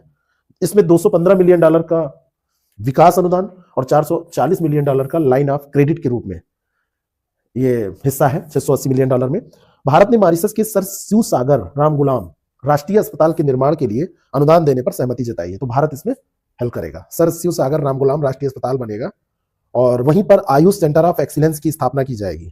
ठीक है। पशु चिकित्सालय विद्यालय बनेगा। ये सारी चीजें मॉरिशस के विशेष आर्थिक क्षेत्र की समुद्री सुरक्षा के लिए भारत के साथ 7 समझौते पर हस्ताक्षर किए गए हैं। ठीक है। तो ये भी ध्यान रखिएगा। साथ में $25 मिलियन की बजटीय सहायता इस वित्तीय वर्ष में भारत देगा मॉरिशस को। एड लगिव हुरून इंडिया परोपकार सूची 2025 में वित्त वर्ष 2024-25 के दौरान 2700 करोड़ रुपए का दान देकर शीर्ष स्थान किसने प्राप्त किया? बहुत ही बढ़िया प्रश्न है, लेकिन उससे पहले मैं आपको बताना चाहता हूं कि ब्रिटेन के साथ चागोस द्वीप समूह समझौते के लिए मॉरिशस के प्रधानमंत्री को बधाई देते हुए मॉरिशस की संप्रभुता की ऐतिहासिक जीत पर मोदी जी ने बधाई उनको दी थी। तो एक आपसे प्रश्न पूछा जा सकता है कि चागोस द्वीप का संबंध किससे है सुमेलित करने में? तो आप इसको ध्यान रखेंगे, ये मॉरिशस से है। ठीक है। तो ये ध्यान रखना है। अब यहां पर बताइए कि दान देकर शीर्ष स्थान किसने प्राप्त किया है? दान और परोपकार की जो संस्कृति है, जिसको हम बोलते हैं फिलॉन्थ्रोपी, क्या बोलते हैं? फिलॉन्थॉर्पी। तो फिलॉन्थॉर्पी कल्चर जो है, तो इसमें कौन? तो ये है शिव नादर, है ना, शिवनादर, जिन्होंने शीर्ष स्थान प्राप्त किया है। ठीक है, शीर्ष स्थान इन्होंने प्राप्त किया है। तो ये आप ध्यान रखेंगे। शिवनादर और उनके परिवार ने 2024-25 में शिक्षा और सामाजिक विकास के लिए 2708 करोड़ रुपए का दान दिया है। रोहिणी नीलकेड़ी 204 करोड़ रुपए दान देने के साथ भारत की सबसे उदार महिला परोपकारी बनी है। भारत में सीएसआर का प्रावधान कंपनी अधिनियम 2013 की धारा 135 के तहत अनिवार्य है, ये ध्यान रखिएगा। शिवनादर के बाद मुकेश अंबानी और गौतम अडानी बाद में आते हैं। मुकेश अंबानी और गौतम अडानी ये शिवनादर के बाद में आते हैं। शिवनादर जो HCL है टेक्नोलॉजी, HCL टेक्नोलॉजी के मालिक हैं, ठीक है, उसी के संस्थापक हैं। हुरून एक वैश्विक शोध संस्थान है जो धन और परोपकार के आंकड़ों को ट्रैक करने का काम करता है। इन्होंने 2700 करोड़ रुपए का दान दिया, 2708 करोड़ रुपए। मुकेश अंबानी ने 626 करोड़ रुपए का दान दिया है। ठीक है, तो ये और रोहिणी जो नीलकेड़ी है, तो ये भारत की सबसे उदार महिला परोपकारी बनी है। इन्होंने 204 करोड़ रुपए का दान दिया। तो महिलाओं में इनका नाम याद रखिएगा। तो हुरून जो सूची है ये ध्यान रखिएगा। और अच्छा, एक सवाल यहां पर और पूछा जा सकता है। एक सवाल ये बन सकता है कि सबसे युवा उद्यमी है निखिल और नितिन कामत, जीरोधा वाले, जीरोधा। तो निखिल, जीरोधा एक कंपनी है ना, निखिल, और निखिल के साथ साथ निखिल और नितिन कामत। तो इन दोनों ने भी 147 करोड़ का दान दिया है और ये नए नए परोपकारी बनकर अभी उभरे हैं। ठीक है, बाकी सूची दी हुई है तो उसको आप देखेंगे। उसमें पहले स्थान पर आपको शिवनादर, फिर दूसरे स्थान पर मुकेश अंबानी, फिर बजाज परिवार मिलेगा, फिर कुमार मंगलम बिरला, फिर गौतम अडानी का स्थान आता है। स्वच्छ सर्वेक्षण 2025 के अनुसार 10 लाख से अधिक आबादी वाले शहरों में भारत का सबसे गंदा शहर किसे घोषित किया गया है? सबसे गंदा शहर, आपसे बार बार सवाल जो पूछा जाता है तो साफ शहर, लेकिन इस बार गंदा शहर पूछा जा सकता है, ध्यान रखिएगा। यह है मदुरै, सबसे गंदा शहर है। Dirtiest district of the India, city to India 25 2025 का सबसे गंदा शहर इसको घोषित किया गया है। इसके बाद में लुधियाना, चेन्नई, रांची और बेंगलुरु आते हैं। मदुरै सबसे गंदा है। मदुरै के बाद लुधियाना है, चेन्नई है, रांची है, ठीक है, और फिर आपका बेंगलुरु है। बेंगलुरु भी इसके बाद है। इसमें ठोस अपशिष्ट प्रबंधन और नागरिक प्रतिक्रिया, इनको भी शामिल किया गया है। और स्वच्छ भारत मिशन SBM की जो शुरुआत है वो गांधी जी के बर्थडे 2014, 2 अक्टूबर 2014, जैसे मोदी जी की गवर्नमेंट बनी थी उसमें पहले जो मोदी पहली बार जब गवर्नमेंट बनी थी तो उन्होंने तुरंत उसके बाद इसको शुरू किया था। ठीक है, अच्छा, ये जो सर्वेक्षण है, यहां पर एक सवाल ये पूछा जाता है कि आवास और शहरी कार्य मंत्रालय के द्वारा ये जो सर्वेक्षण है, वार्षिक सर्वेक्षण आवास और शहरी कार्य मंत्रालय के द्वारा इसको जारी किया जाता है। ठीक है, तो ये ध्यान रखिएगा। स्वच्छ वायु रैंकिंग 2025 में 10 लाख से अधिक आबादी वाले शहरों की श्रेणी में किस शहर ने प्रथम स्थान प्राप्त किया है? बताइए, ये भी बहुत बढ़िया प्रश्न है। सबसे गंदे शहर में तो आपने मदुरै पढ़ लिया। सबसे मतलब जो स्वच्छ वायु रैंकिंग में 10 लाख से अधिक आबादी वाले शहर में प्रथम स्थान किसने प्राप्त किया है? तो यह है इंदौर। वो तो इंदौर रहता ही है, 10 लाख से अधिक आबादी वाले में यह प्रथम स्थान। जबलपुर दूसरे और आगरा, सूरत संयुक्त रूप से तीसरे स्थान पर रहा है। फिर से मैं आपको ये बताना चाहता हूं कि ये जो हुआ है ये स्वच्छ वायु रैंकिंग, इसमें 10 लाख से अधिक की बात हो रही है। ठीक है, 3 लाख से कम आबादी वाले छोटे शहरों में देवास शीर्ष स्थान पर रहा है। देवास, और राष्ट्रीय स्वच्छ वायु कार्यक्रम 2019 में प्रदूषण कम करने के उद्देश्य से लॉन्च किया गया था। ठीक है, तो ये ध्यान रखिएगा। बाकी दिल्ली को तो आप जान ही रहे हैं, विश्व स्तर पर सबसे प्रदूषित राजधानी में से है वो। ठीक है, बेंगलुरु को वैसे क्या कहा जाता है? गार्डन सिटी, लेकिन बेंगलुरु में जो कचरा है वो अनियंत्रित होता चला जा रहा है और ये माना गया कि इसलिए वो अब अपनी रैंकिंग खोता चला जा रहा है और नीचे बढ़ता चला जा रहा है। 2025 में जारी नमूना पंजीकरण प्रणाली रिपोर्ट 2023 के अनुसार वर्ष 2023 में भारत में शिशु मृत्यु दर कितनी रही? बहुत ही बढ़िया प्रश्न है, बहुत ही इंपॉर्टेंट प्रश्न है। शिशु मृत्यु दर कितनी रही है 2023 का? ये SRS रिपोर्ट 2023 की है, 25 में ये जारी हुई है। और इसमें जो शिशु मृत्यु दर की बात की गई है वो 25 प्रति हजार जीवित जन कितनी रही है? 25 पर 1000 लाइव बर्थ। भारत में शिशु मृत्यु दर 13 में देखा जाए तो 40 थी और 23 में घटकर ये 15 सालों में लगभग ये 25 के आसपास आ गई है, 25 हो गई है, आसपास का 25 ही हो गई है। मध्य प्रदेश, छत्तीसगढ़, उत्तर प्रदेश में देश का उच्चतम जो IMR है वो रिकॉर्ड किया गया है, वो है 37। इसमें उत्तर प्रदेश भी शामिल है, ये इंपॉर्टेंट है। मणिपुर में 3 है, केरल में 5 है। तो सबसे कम कहां पर है? तो ये मणिपुर, ध्यान रखना है, सबसे कम कहां पर है? ये मणिपुर में है और उसके बाद केरल है। जो TFR है वो 71 में 5.2 थी। खैर ये ऐसे तुलना करना अजीब है। अभी ये TFR गिरकर 2023 में 1.9 हो गई है, 1.9 हो गई है। स्थायी बनाए रखने के लिए 2.1 चाहिए होता है। ठीक है, तो ये ध्यान रखिएगा। राष्ट्रीय संस्थागत रैंकिंग फ्रेमवर्क NIRF 2025 की ओवरऑल श्रेणी में किस संस्थान ने लगातार 10वीं बार प्रथम स्थान प्राप्त किया है? मोस्ट इंपॉर्टेंट है, मोस्ट इंपॉर्टेंट ये है किसने ये प्राप्त किया राष्ट्रीय संस्थागत रैंकिंग फ्रेमवर्क में। तो इसका सही आंसर हो जाएगा IIT मद्रास। IIT मद्रास, ये ध्यान रखिएगा। IIT मद्रास ने ओवरऑल श्रेणी में लगातार 10वीं बार शीर्ष स्थान यहां पर प्राप्त किया है। लगातार 10वीं बार, छोटी बात नहीं है। राष्ट्रीय संस्थागत रैंकिंग फ्रेमवर्क NIRF 2025 में प्रथम स्थान इसका, फिर IISc बैंगलोर दूसरे स्थान पर रहा है। तो पहला हो जाएगा IIT मद्रास, फिर IISc ये बेंगलुरु, ये दूसरे स्थान पर रहा है। शिक्षण, शोध, स्नातक के जो परिणाम है और ऐसे 5 मानकों पर यह आधारित होता है। चिकित्सा श्रेणी में एम्स दिल्ली और प्रबंधन में IIM अहमदाबाद ये रहे हैं। याद रखिएगा, बहुत ही इंपॉर्टेंट है। यहां पर IIT जो ये मद्रास है ये प्रथम स्थान, और यहां पर देखिए प्रबंध में IIM अहमदाबाद, चिकित्सा श्रेणी में एम्स दिल्ली है, और यहां पर सेकंड स्थान पे ऑल टोटल में देखा जाए तो IIT मद्रास और फिर इंडियन इंस्टीट्यूट ऑफ साइंस ये बेंगलुरु आता है। ठीक है, तो शीर्ष में IIT मद्रास ही आप रखिएगा, इंजीनियरिंग में IIT मद्रास, इनोवेशन में IIT मद्रास, अनुसंधान जब पूछा जाएगा तो अनुसंधान में ये बेंगलुरु वाला संस्थान ये आ जाता है अनुसंधान के मामले में। कानून में national law school of India ये बेंगलुरु, कृषि में जो दिल्ली का कृषि अनुसंधान संस्थान है, भारतीय कृषि अनुसंधान संस्थान, और प्रबंधन में मैंने आपको बताया IIM अहमदाबाद ही आएगा। फार्म अगर आपसे पूछ लिया जाए फार्मेसी में तो ये जामिया हमदर्द नई दिल्ली, और आर्किटेक्चर में अगर पूछा जाएगा तो IIT रुड़की। कॉलेज अगर आपसे पूछा जाएगा तो हिंदू कॉलेज है, और जादवपुर विश्वविद्यालय वैसे सार्वजनिक राज्य वाले जो विद्यालय है उसमें आया है। बाकी ऐसा कुछ सतत विकास में अगर आपसे पूछा जाएगा तो सतत विकास आपका IIT मद्रास ही हो जाएगा। नेशनल इंस्टीट्यूशनल रैंकिंग फ्रेमवर्क है ये, नेशनल इंस्टीट्यूशनल रैंकिंग फ्रेमवर्क उच्च शिक्षा संस्थानों का मूल्यांकन ये करता है। सितंबर 2025 में लॉन्च की गई भारत की पहली स्वदेशी 32 बिट माइक्रो प्रोसेसर चिप का नाम क्या है?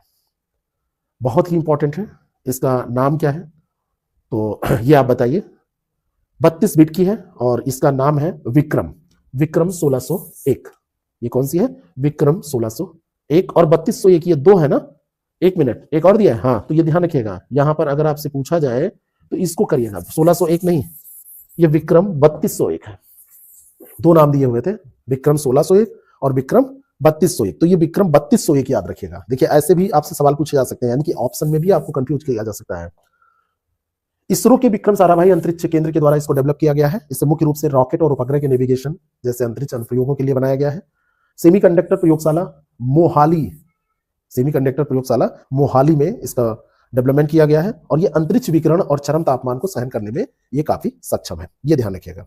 ठीक है, पुराना जो विक्रम 1601 था ये 16 बिट प्रोसेसर था, ये 16 बिट का था, और जो ये विक्रम 3201 है ये 32 बिट का है। जो 3201 यानी 32 बिट और 1601 यानी 1600 बिट। तो ये पहले था और ये अब बाद में। ठीक है, -55 डिग्री सेंटीग्रेड से प्लस 125 डिग्री सेंटीग्रेड तक ये काम कर सकता है, इसके बारे में ये ध्यान रखिएगा। चरम ताप यानी कि -55 से अगर यहां से आप चलेंगे तो प्लस 125 डिग्री सेंटीग्रेड तक ये काम कर सकता है। NSS शिक्षा 2025 की रिपोर्ट के अनुसार भारत में कुल छात्र नामांकन में सरकारी स्कूलों की हिस्सेदारी कितनी है? टोटल जो छात्र नामांकन होता है उसमें सरकारी स्कूलों की हिस्सेदारी कितनी है, ये आपसे पूछा जा रहा है। तो ये 55.9% है। कितनी है? 55.9% है सरकारी स्कूलों की हिस्सेदारी। ग्रामीण क्षेत्रों में ये 66% है और शहरी क्षेत्रों में केवल 30% के 30.1% है। अब देखिए, यानी कि टोटल नामांकन जितना होता है तो सरकारी स्कूलों में गांव के जो बच्चे हैं वो ज्यादा पढ़ते हैं, तो गांव वाले में हिस्सेदारी 66% है। शहरों में केवल 30% बच्चे सरकारी संस्थान में जाते हैं, और जो सरकारी स्कूलों की टोटल हिस्सेदारी है वो देखिए 56 यानी कि 55.9% के बराबर है। निजी स्कूलों में प्रति छात्र औसत वार्षिक व्यय 25,000 से ज्यादा 25,002 रुपये है। अब आप देखिए इसमें बड़े स्कूल छोटे स्कूल मिला के औसत निकाला जा रहा है, तब इतना आ रहा है, और सरकारी स्कूलों में ये 63 रुपये है। 3,000 रुपये भी, यानी कि महीने का 250 रुपया भी नहीं आ रहा है, और यहाँ पर महीने का 2,000 रुपये ऊपर आ रहा है। देश में लगभग 27% छात्र निजी कोचिंग ले रहे हैं, ये भी एक इसमें फैक्ट उजागर किया गया। 27% छात्र, इसमें ग्रामीण क्षेत्र के केवल 25% है, शहरी क्षेत्र के लगभग 30% से ज्यादा छात्र हैं। UDISC प्लस 2024-25 की रिपोर्ट के अनुसार भारत में शिक्षकों की कुल संख्या के संबंध में कौन सा प्रमुख मील का पत्थर हासिल किया गया है? बहुत ही बढ़िया ये प्रश्न है। एक रिपोर्ट अभी जारी की गई है और unified district information system for education plus, unified district information system for education plus ये रिपोर्ट है। तो इस रिपोर्ट में जो निष्कर्ष निकाला गया है, शिक्षकों की कुल संख्या 50 लाख को पार कर गई, शिक्षकों की संख्या 1 करोड़ को, 50% नामांकन में कमी आई है, पुरुष शिक्षकों की संख्या महिला शिक्षकों से यहाँ पर क्या है, मेल टीचर्स और फीमेल टीचर्स, पुरुष शिक्षकों की संख्या अधिक हो गई। तो ऐसा नहीं है, बस यहाँ पर यह ध्यान रखिएगा, शिक्षकों की कुल संख्या 1 करोड़ पार कर गई है। भारत में अभी 1 करोड़ से ज्यादा शिक्षक हैं, पूरे भारत में देखा जाए तो ये रिपोर्ट जारी की गई है कि इसमें 1 करोड़ से ज्यादा शिक्षक हैं। तो ये एक माइलस्टोन था। महिला शिक्षकों का प्रतिनिधित्व बढ़ के 54.2% हो गया है, ये बढ़ा है। माध्यमिक स्तर पर छात्र शिक्षक अनुपात 31 से सुधार कर 21 हो गया है, और प्राथमिक स्तर पर स्कूल छोड़ने की दर, जो ड्रॉप आउट रेट है, वो कम हो रहा है। ये सारी चीजें इसमें बताई गई हैं। बाकी रिपोर्ट में बहुत कुछ कहा गया है, वो आपसे पूछा नहीं जाएगा। अगस्त 2025 में बायो E3 नीति के तहत किस मंत्रालय ने भारत का पहला राष्ट्रीय बायो फाउंड्री नेटवर्क लॉन्च किया? बहुत ही बढ़िया प्रश्न है, बहुत ही बढ़िया प्रश्न है। कौन सी मिनिस्ट्री है जिसने ये लॉन्च किया है बायो E3? पर्यावरण मंत्रालय या विज्ञान एवं प्रौद्योगिकी मंत्रालय, कृषि मंत्रालय या स्वास्थ्य मंत्रालय? ये किसने किया है?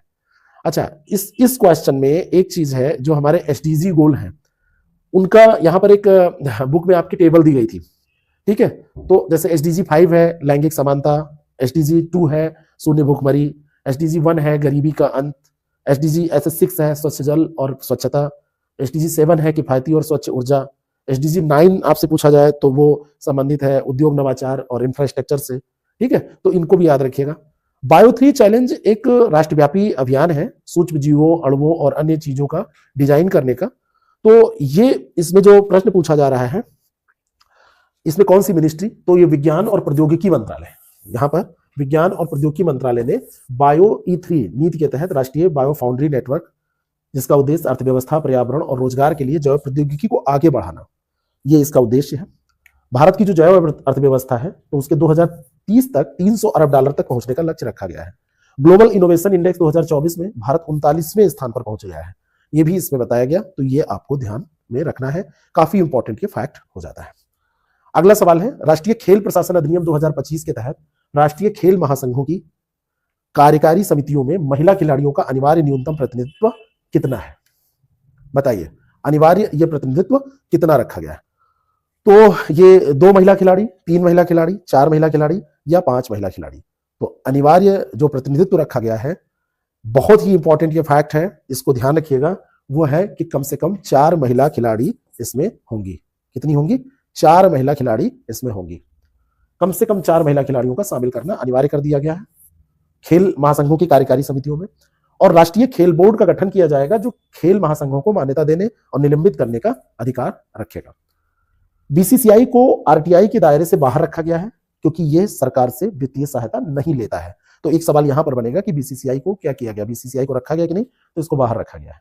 भारतीय ओलंपिक संघ की स्थापना 1927 में हुई थी, और सर दोराबजी टाटा इसके पहले अध्यक्ष थे। ये मोस्ट इंपॉर्टेंट है, जो हमारे यहाँ ओलंपिक संघ है, भारतीय ओलंपिक संघ 1927 में स्थापित हुआ था, और टाटा इसके पहले अध्यक्ष थे, दोराबजी टाटा। आयकर संशोधन अधिनियम 2025 के अनुसार नया कानून किस तारीख से 1961 के आयकर अधिनियम का स्थान लेगा? 2 चीजें आपको जाननी है यहां पर मोटे मोटे तौर पर। राष्ट्रपति की मंजूरी मिल गई, 21 अगस्त 2025 को केंद्र सरकार ने नए कानून के रूप में इसको नोटिफाई किया था, और इसमें रखा गया था कि 1 अप्रैल 2026 से ये स्थान ले लेगा। 1 अप्रैल 2026 से ये स्थान ले लेगा। मोस्ट इंपॉर्टेंट है, जो आने वाला 2026 का 1 अप्रैल है, 1 अप्रैल वहां से ये स्थान ले लेगा, और जो पुराना 1961 का अधिनियम है वो रिप्लेस्ड हो जाएगा। कानून में धाराओं की संख्या घटा दी गई है, 819 से 536 कर दी गई है। अध्यायों की संख्या 47 से घटाकर 23 कर दी गई है। असेसमेंट ईयर का नाम बदलकर टैक्स ईयर कर दिया गया है। और भारत में पहली बार आयकर जो 1860 में सर जेम्स विल्सन द्वारा पेश किया गया था, आयकर का जो कॉन्सेप्ट था वो जेम्स विल्सन के द्वारा लाया गया था। ये भी बहुत इंपॉर्टेंट है। तो ये महत्वपूर्ण प्रावधान है, जैसे जो धाराओं की संख्या 819 से घटाकर 536 करना, अध्यायों की संख्या 47 से घटाकर 23 करना, और असेसमेंट ईयर का नाम बदलकर अब टैक्स ईयर रख दिया गया है, क्योंकि आयकर की बात है, और पहली बार आयकर सर जेम्स विल्सन के द्वारा यह पेश किया गया था। ऑनलाइन गेमिंग अधिनियम 2025 के पाठ में उल्लेखित किस अंतरराष्ट्रीय संगठन ने हाल ही में गेमिंग डिसऑर्डर को एक स्वास्थ्य स्थिति के रूप में वर्गीकृत किया है ना? तो यहां पर जो अधिनियम में बात की गई है, तो अधिनियम की बात अगर की जाए तो इसमें यूनिसेफ, वर्ल्ड हेल्थ ऑर्गेनाइजेशन, विश्व स्वास्थ्य संगठन, अंतर्राष्ट्रीय ओलंपिक समिति, यूनेस्को, किसने किया है? तो ये WHO ही करेगा। अंतर्राष्ट्रीय रोग वर्गीकरण में गेमिंग डिसऑर्डर को एक मानसिक स्वास्थ्य स्थिति के रूप में शामिल किया गया है कि अगर जैसे बच्चे आजकल देखिए गेम खेलते खेलते खेलते बिल्कुल ऐसी स्थिति में आ जाते हैं ना कि उनका दिमाग काम करना बंद कर देता है। कोई भी ऐसे डिवाइस को लगातार यूज करना, लैपटॉप पे, कंप्यूटर पे आप काम करते रहते हैं, गेम खेलते रहते हैं, कई बार लत लग जाती है। तो इसको एक मानसिक स्वास्थ्य स्थिति के रूप में, एक गेमिंग डिसऑर्डर के रूप में इसमें शामिल किया गया है। और वो ऑनलाइन खेलों के विज्ञापनों पर पूर्ण प्रतिबंध लगाने की बात की गई है, जिसमें पैसा लगाकर रियल मनी गेम्स जो होते हैं, आजकल आप देखेंगे सट्टेबाजी की जाती है और भी गेम, उसमें पैसा लगा के आप जीत सकते हैं। और अगर ऐसा कोई कंपनी उल्लंघन करती है तो 1 करोड़ रुपए तक की जुर्माने की बात भी इसमें की गई है। WHO का मुख्यालय जिनेवा, स्विट्जरलैंड में स्थित है और इसकी जो स्थापना है 7 अप्रैल 1948 को हुई थी। 7 अप्रैल को वर्ल्ड हेल्थ डे भी मनाया जाता है, विश्व स्वास्थ्य दिवस भी मनाया जाता है। खान एवं खनिज विकास और विनियमन संशोधन अधिनियम 2025 के तहत राष्ट्रीय खनिज अन्वेषण एवं विकास ट्रस्ट के लिए रॉयल्टी योगदान को बढ़ाकर कितने प्रतिशत कर दिया गया है? कितने प्रतिशत इसमें रॉयल्टी को बढ़ाकर कर दिया गया है? तो ये है आपका 3%। कितना कर दिया गया है? 3% कर दिया गया है। यहां पर देखिए 3% ये ऑप्शन है। तो ये अन्वेषण ट्रस्ट की निधि क्षमता को बढ़ाने के लिए ये 2% से बढ़ाकर 3% किया गया है। गहन स्थित खनिजों को जैसे लिथियम है, कोबाल्ट है, निकल के लिए पट्टा धारकों को क्षेत्र विस्तार की अनुमति भी दी गई है। कैप्टिव खनन में बिक्री पर लगी 50% की सीमा को पूरी तरीके से हटा दिया गया है। और मूल खान और खनिज विकास और विनियमन अधिनियम 1957 में ये बना था। ये आपको ध्यान रखना, 1957 का ये अधिनियम है। ठीक है, तो ये फैक्ट्स आपको याद रखने हैं। भारतीय प्रबंध संस्थान संशोधन विधेयक 2025 किस शहर में एक नए IIM की स्थापना का मार्ग प्रशस्त करता है? किस शहर में ये स्थापना होगी? शिलोंग है, गुवाहाटी है, इम्फाल है, अगरतला। तो ये गुवाहाटी है। इसका सही आंसर क्या हो जाएगा? गुवाहाटी, है ना। केंद्र सरकार 550 करोड़ रुपए इसमें देगी। असम में पड़ता है गुवाहाटी। और असम की राजधानी क्या है? कौन बताएगा? Capital of Assam. IIM Guwahati की स्थापना के बाद देश में कुल IIM की संख्या कितनी हो जाएगी? 22। अभी 21 है और एक ये 22वां होगा। भारत का पहला IIM कलकत्ता में बना था 1961 में। शिक्षा का अधिकार जो है RTE है, ये राइट, जो हमारा राइट है, ये 21A, अनुच्छेद 21A के तहत एक मौलिक अधिकार है। शिक्षा का अधिकार ये क्या है? ये एक मौलिक अधिकार है 21 का के तहत। अगस्त 2025 में फिजी के प्रधानमंत्री की भारत यात्रा के दौरान किस शहर में 100 बिस्तरों वाला सुपर स्पेशलिटी अस्पताल स्थापित करने के लिए समझौता ज्ञापन पर हस्ताक्षर किया गया? तो फिजी गणराज्य के प्रधानमंत्री हैं सितवेनी लिगाममादा राबुकाने। सितवेनी लिगाममादा राबुकाने SLR, ऐसे याद रखिएगा। तो ये आए थे 24 से 26 अगस्त के बीच में यहाँ। तो वहां पे हैदराबाद हाउस में उनको बातचीत वहां पर की गई और इसमें ये रखा गया कि ये सुआ में, कहां पर? सुआ में क्या किया जाएगा? एक 100 बिस्तरों वाला सुपर स्पेशलिटी अस्पताल स्थापित किया जाएगा। कहां पर? सुबा में। सुआ क्या है? ये यहाँ की राजधानी है, फिजी की राजधानी है सुआ। तो सुआ में भारत और फिजी के बीच में रक्षा, स्वास्थ्य और नागरिक सुरक्षा सहित कुल 7 समझौतों पर हस्ताक्षर हुए थे। फिजी ने भारत की संयुक्त राष्ट्र सुरक्षा परिषद में स्थायी सदस्यता का समर्थन किया है। और फिजी दक्षिण प्रशांत महासागर में स्थित एक द्वीप देश है जिसकी राजधानी सुआ है। आप जान ही रहे हैं, राजधानी इसकी क्या है? सुआ है। तो ये कहां पर बनेगा? सुआ में ही। जनजातीय कार्य मंत्रालय द्वारा शुरू किए गए आदि कर्मयोगी अभियान का प्राथमिक लक्ष्य क्या है? मोस्ट इंपॉर्टेंट, काफी बढ़िया प्रश्न है। प्राथमिक लक्ष्य इसका क्या है? आदि कर्मयोगी अभियान ये शुरू कब किया गया था?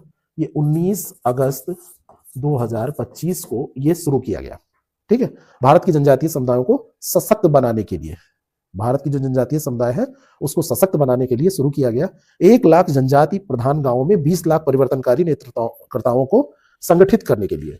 तो इसका सही आंसर हो जाएगा 20 लाख परिवर्तनकारी नेतृत्वकर्ता तैयार करना। ठीक है, तो यहां पर ये दिया है training 20 lakh change leaders, 20 lakh परिवर्तनकारी नेतृत्वकर्ता तैयार करना। 1 लाख जनजाति प्रधान गांवों में 20 लाख परिवर्तनकारी नेतृत्वकर्ताओं को संगठित और प्रशिक्षित करने का। 3 इसके आदर्श हैं, सेवा, संकल्प और समर्पण। 3S है, सेवा, संकल्प और समर्पण। भगवान बिरसा मुंडा की जयंती पड़ती है 15 नवंबर को। जनजातीय गौरव दिवस इस दिन मनाया जाता है।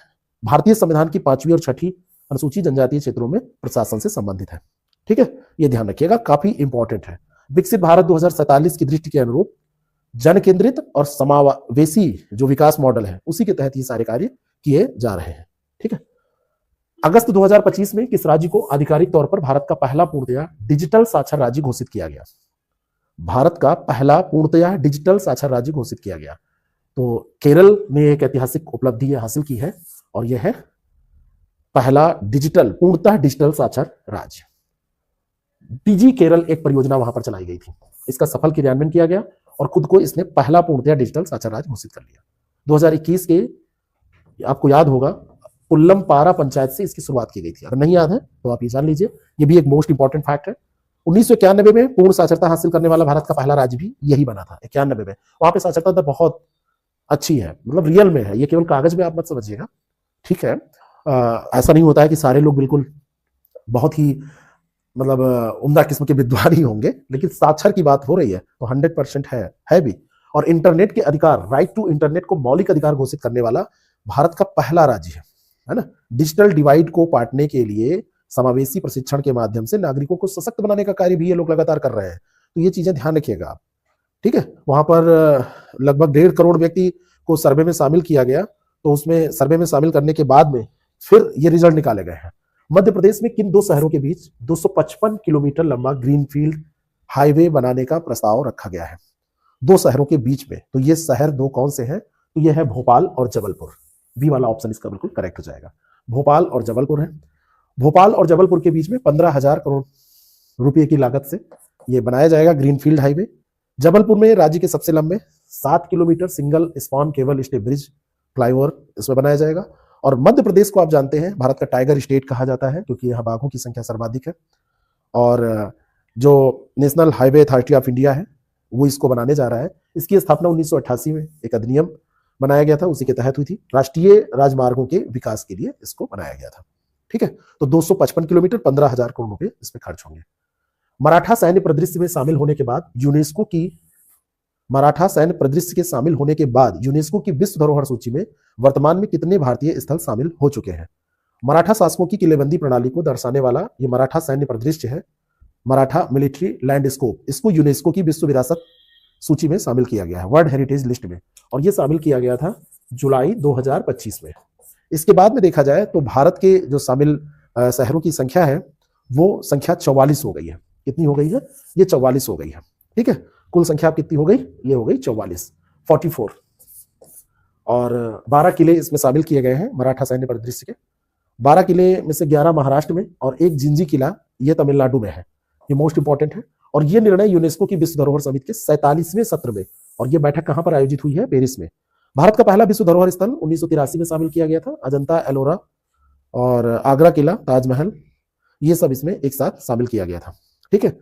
इसमें देखा जाए तो जो 44 संख्या है, टोटल जो संख्या 44 हो गई है, इसमें 36 जो है ये सांस्कृतिक स्थल है, 36 सांस्कृतिक स्थल है, 7 इसमें प्राकृतिक स्थल है और एक जो है ये मिश्रित स्थल है। तो टोटल 36, 7, 43 और एक ये 44 संख्या है, ठीक है। ये ध्यान रखिएगा। मराठा सैन्य परिदृश्य में जो 12 किले हैं उसमें रायगढ़ का किला है, राजगढ़ का किला है, सिवनेरी है, प्रतापगढ़ का किला है, पन्हारा है, विजय दुर्ग है, ऐसे पूरी सूची है। वो जिंजी का किला है, ये तमिलनाडु में है। बस एक जिंजी का किला तमिलनाडु याद रखिएगा, बाकी पूरी सूची आप याद नहीं कर पाएंगे। किस रेल परियोजना ने मिजोरम की राजधानी आइजोल को पहली बार भारतीय रेल मानचित्र से जोड़ा है? बहुत ही बढ़िया प्रश्न है। कौन सी ये रेल परियोजना है? तो ये बैराबी सैरांग रेल लाइन है। कौन सी है? Bairabi Sairang rail line. 13 सितंबर 2025 को मिजोरम में 51.38 किलोमीटर लंबी बैराबी सैरांग रेल लाइन का उद्घाटन मोदी जी ने किया था। ये भी बहुत इंपॉर्टेंट फैक्ट है कि इसका उद्घाटन किसने किया था? तो मोदी जी ने किया था। 196 पुल है इसमें, ऊंचाई 104 मीटर, रेल मार्ग बहुत ऊपर है, कुतुब मीनार से भी ऊपर है। ये इतनी ऊंचाई है इसकी अगर समुद्र तल से देखी जाएगी। और ये परियोजना केंद्र सरकार की एक्ट ईस्ट पॉलिसी के तहत है। एक्ट ईस्ट पॉलिसी के तहत ये चलाई जा रही है, उसी में डेवलपमेंट हो रहा है। और मिजोरम को 20 फरवरी 1987 को भारत में 23वें राज्य के रूप में पूर्ण राज्य का दर्जा दिया गया था। तो ये कनेक्ट हो गया है, ये ध्यान रखिएगा। सबसे इंपॉर्टेंट ये है, ठीक है। आइजोल को असम के सिलचर और वहां से पूरे देश को जोड़ने का कार्य ये परियोजना करेगी, ठीक है। एक्ट ईस्ट पॉलिसी का ये हिस्सा है और नॉर्थ ईस्ट का जो संपर्क है वो इससे मजबूत होगा।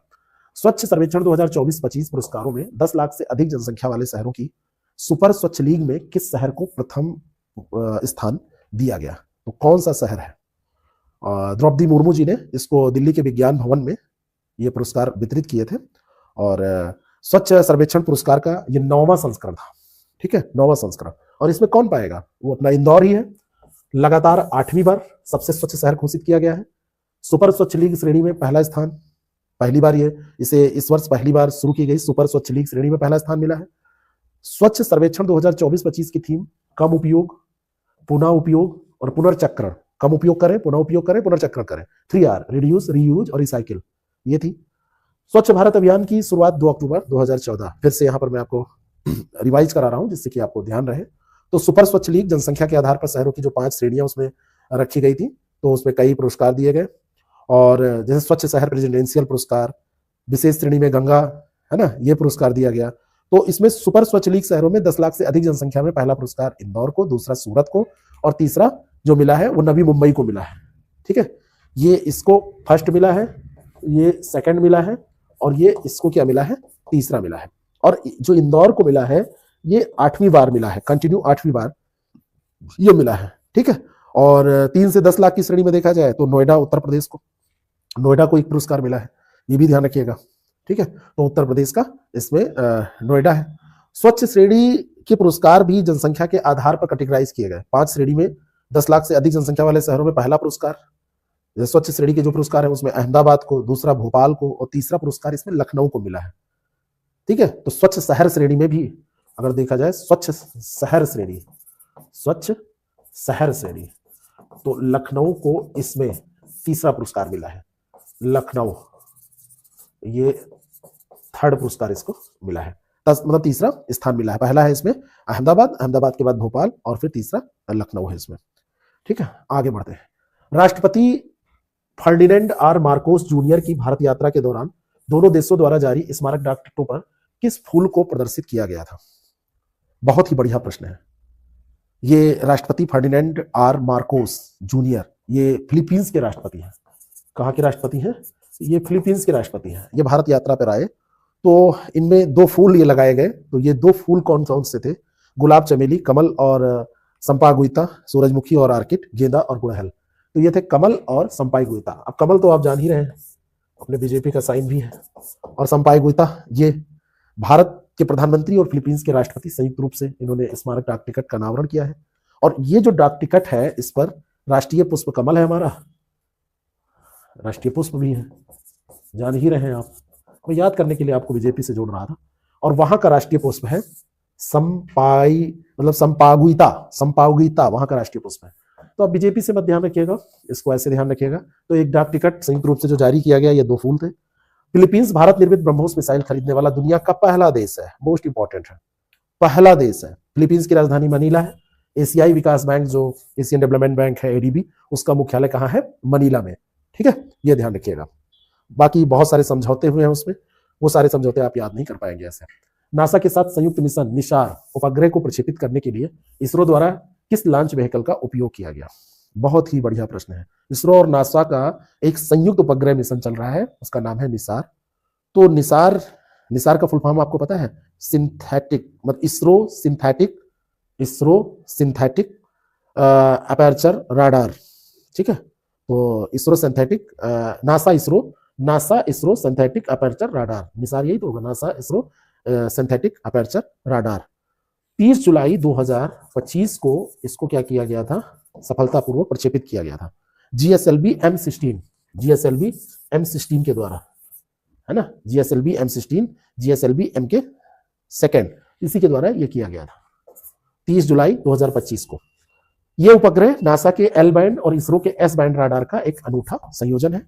GSLV MK2 एक एक्सपेंडेबल 3 स्टेज लॉन्च व्हीकल है जिसकी लंबाई 52 मीटर है। कितनी है? 52 मीटर। इसरो की स्थापना 15 अगस्त 1969 को हुई थी और इसका मुख्यालय बेंगलुरु में है। ठीक है, निसार का जो वजन है, कभी आपसे पूछ लिया जाए तो 2393 kg याद रखिएगा, ये निसार का वजन है, उपग्रह जो है ये। और इसको जो स्थापित किया जाता है, अगर आपसे कभी पूछा जाए तो 743 किलोमीटर ऊंचाई पर, है ना, सूर्य तुल्य कालिक जो कक्षा है उसमें स्थापित किया गया है। निसार एक वेधशाला है जो नासा द्वारा निर्मित L बैंड राडार को इसरो द्वारा निर्मित S बैंड राडार से जोड़ने का काम करता है। वह इतना आसान है, वह इतना ध्यान रखिएगा। किसी भी मौसम में, चाहे जो भी मौसम हो, दिन और रात 24 घंटे पृथ्वी की ये तस्वीरें ले सकने में सक्षम है। भूस्खलन का पता लगाने में, आपदा प्रबंधन करने में, जलवायु परिवर्तन की निगरानी करने में ये काफी सक्षम है। ठीक है, हिमालय और अंटार्कटिका जैसे क्षेत्र में होने वाले बदलाव, पर्वतों की स्थितियों में बदलाव और हिमनद की जो भी घटनाएं होती हैं, जो भी परिवर्तन होता है, उसको जानने में भी ये उन गतिविधियों को भी जान सकता है। भारत के पहले मेक इन इंडिया हरित हाइड्रोजन संयंत्र का उद्घाटन किस बंदरगाह पर किया गया? बहुत ही इंपॉर्टेंट प्रश्न है, बहुत ही बढ़िया प्रश्न है। ग्रीन हाइड्रोजन प्लांट, हरित हाइड्रोजन संयंत्र कहां पर चालू किया गया? तो ये दीनदयाल पोर्ट जो है कांडला गुजरात में, तो वहीं पर यह किया गया है। गुजरात में देश का पहला मेक इन इंडिया हरित हाइड्रोजन मिशन ये शुरू किया गया। 1 मेगावाट क्षमता वाला है ये और मेक इन इंडिया पहल के तहत है। 140 मीट्रिक टन हरित हाइड्रोजन वार्षिक उत्पादन यह कर सकता है और ये पहला बंदरगाह है ऐसा करने वाला। और कांडला जो बंदरगाह है एक टाइडल पोर्ट है, एक ज्वारीय पोर्ट है। ऐसा पोर्ट है, एक ज्वारीय पोर्ट है। ठीक है, ध्यान रखिएगा। अगला जो प्रश्न है, भारत का कौन सा राज्य ट्राइबल जीनोम सीक्वेंसिंग प्रोजेक्ट शुरू करने वाला पहला राज्य बन गया? Tribal genome sequencing project launch करने वाला, तो ये आपका गुजरात है। ट्राइबल जीनोम सीक्वेंसिंग प्रोजेक्ट आदिवासी समुदायों में जो बीमारियां पाई जाती हैं उन बीमारियों का पता लगाने के लिए गुजरात के 17 जिलों में 2000 आदिवासियों के जीनोम की सीक्वेंसिंग करके वंशानुगत जो बीमारियां होती हैं उसको पता लगाने के लिए प्रोजेक्ट शुरू किया गया। मुख्य रूप से सिकल सेल एनीमिया और थैलीसीमिया जैसी बीमारियों का उपचार इससे संभव हो पाएगा। गुजरात बायोटेक्नोलॉजी रिसर्च सेंटर के द्वारा इसको क्रियान्वित किया जा रहा है।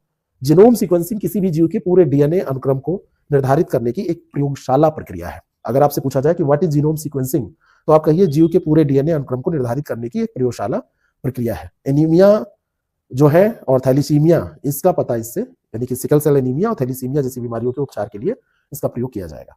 भारतीय रेलवे के द्वारा सफलतापूर्वक परीक्षित एशिया की सबसे लंबी मालगाड़ी रुद्रास्त्र, याद रखिएगा, रुद्रास्त्र की कुल लंबाई कितनी है? एशिया की सबसे लंबी मालगाड़ी है। 7 अगस्त 2025 को ये रुद्रास्त्र का सफल परीक्षण हुआ था। 4.5 किलोमीटर ये लंबी है, 4.5 किलोमीटर ये लंबी है, ध्यान रखिएगा, ये है 4.5 किलोमीटर। ठीक है, और माल परिवहन का पूरा परिदृश्य ही इससे बदल जाएगा। इतनी बड़ी रेलगाड़ी अगर चलेगी, मालगाड़ी, रुद्रास्त्र इसका नाम है, रुद्रास्त्र। और ये दीनदयाल उपाध्याय डिवीजन है ना, चंदौली उत्तर प्रदेश से गढ़वा झारखंड के बीच में ये चलाई गई है। 209 किलोमीटर की दूरी इसने 5 घंटे में तय की है। तो उत्तर प्रदेश के गंज ख्वाजा से झारखंड के गढ़वा के बीच में, गंज ख्वाजा ये चंदौली में पड़ता है। ठीक है, और भारत में पहली ट्रेन 16 अप्रैल 1853 को बोरीबंदर से थाने के बीच में चली थी, ये तो आप जानते ही हैं। बात समझ में आई? 5 घंटे में इसने ये दूरी तय की है। 209 किलोमीटर की ये दूरी है, 209 किलोमीटर की दूरी। तो गढ़वा पड़ता है झारखंड में और ये गंज ख्वाजा आपका पड़ता है चंदौली उत्तर प्रदेश में। ये पूछा जा सकता है। भारत के पहले अत्याधुनिक पशु स्टेम सेल बायो बैंक और प्रयोगशाला का उद्घाटन किस शहर में किया गया? भारत का पहला अत्याधुनिक पशु स्टेम सेल बायो बैंक और प्रयोगशाला, इसका उद्घाटन कहां पर किया गया है, ये प्रश्न है। तो ये उद्घाटन हैदराबाद में किया गया है। हैदराबाद में राष्ट्रीय पशु जैव प्रौद्योगिकी जो संस्थान है वहीं पर, हैदराबाद में राष्ट्रीय पशु जैव प्रौद्योगिकी संस्थान है, नियाप। ये आपसे पूछा जाता है कहां पर है, हैदराबाद में, तो वहीं पर भारत का पहला पशु स्टेम सेल बायो बैंक ये ओपन किया गया है। और ये सुविधा पशुओं के लिए पुनर्योजी चिकित्सा पर केंद्रित है। इसमें 3D बायो प्रिंटर और क्रायो स्टोरेज जैसी उन्नत तकनीकें शामिल हैं। हैदराबाद को vaccine capital of the world, Hyderabad को vaccine capital of the world के रूप में जाना जाता है। मोस्ट इंपॉर्टेंट ये फैक्ट है, मैं आपको अलग से बता रहा हूं, इसको ध्यान रखिएगा। Vaccine capital of the world के रूप में जाना जाता है। राष्ट्रीय औषधीय पादप बोर्ड द्वारा हस्ताक्षरित त्रिपक्षीय समझौते के अनुसार किस चिकित्सा संस्थान ने राष्ट्रीय औषधीय पादप उद्यान स्थापित किया जा रहा है? कहां पर स्थापित किया जा रहा है? मोस्ट इंपॉर्टेंट ये फैक्ट है, किसके सहयोग से किया जा रहा है? और तो राष्ट्रीय औषधीय पादप बोर्ड द्वारा हस्ताक्षरित त्रिपक्षीय समझौता एक हुआ है और ये किया जा रहा है एम्स नई दिल्ली में। कहां पर? एम्स नई दिल्ली में। NMPB अखिल भारतीय आयुर्विज्ञान संस्थान और एम्स नई दिल्ली ये त्रिपक्षीय सहयोग है और एम्स परिसर में यह उद्यान स्थापित किया जाएगा। दुर्लभ, संकटग्रस्त और विलुप्त प्राय औषधीय पौधों का संरक्षण करना इसका उद्देश्य होगा। और राष्ट्रीय औषधीय पादप बोर्ड की स्थापना 2000 में आयुष मंत्रालय के तहत की गई थी। आयुर्वेद का प्राचीनतम ग्रंथ चरक संहिता है, महर्षि चरक के द्वारा इसको लिखा गया था। ठीक है, महर्षि चरक के द्वारा लिखा गया था। तो राष्ट्रीय औषधीय पादप बोर्ड के द्वारा यह त्रिपक्षीय समझौता हुआ। त्रिपक्षीय समझौता NMPB भारतीय अखिल भारतीय आयुर्वेद संस्थान और नई दिल्ली का जो एम्स है उसके द्वारा यह हुआ है। राष्ट्रीय औषधीय पादप बोर्ड, राष्ट्रीय औषधीय पादप बोर्ड, ठीक है, NMPB।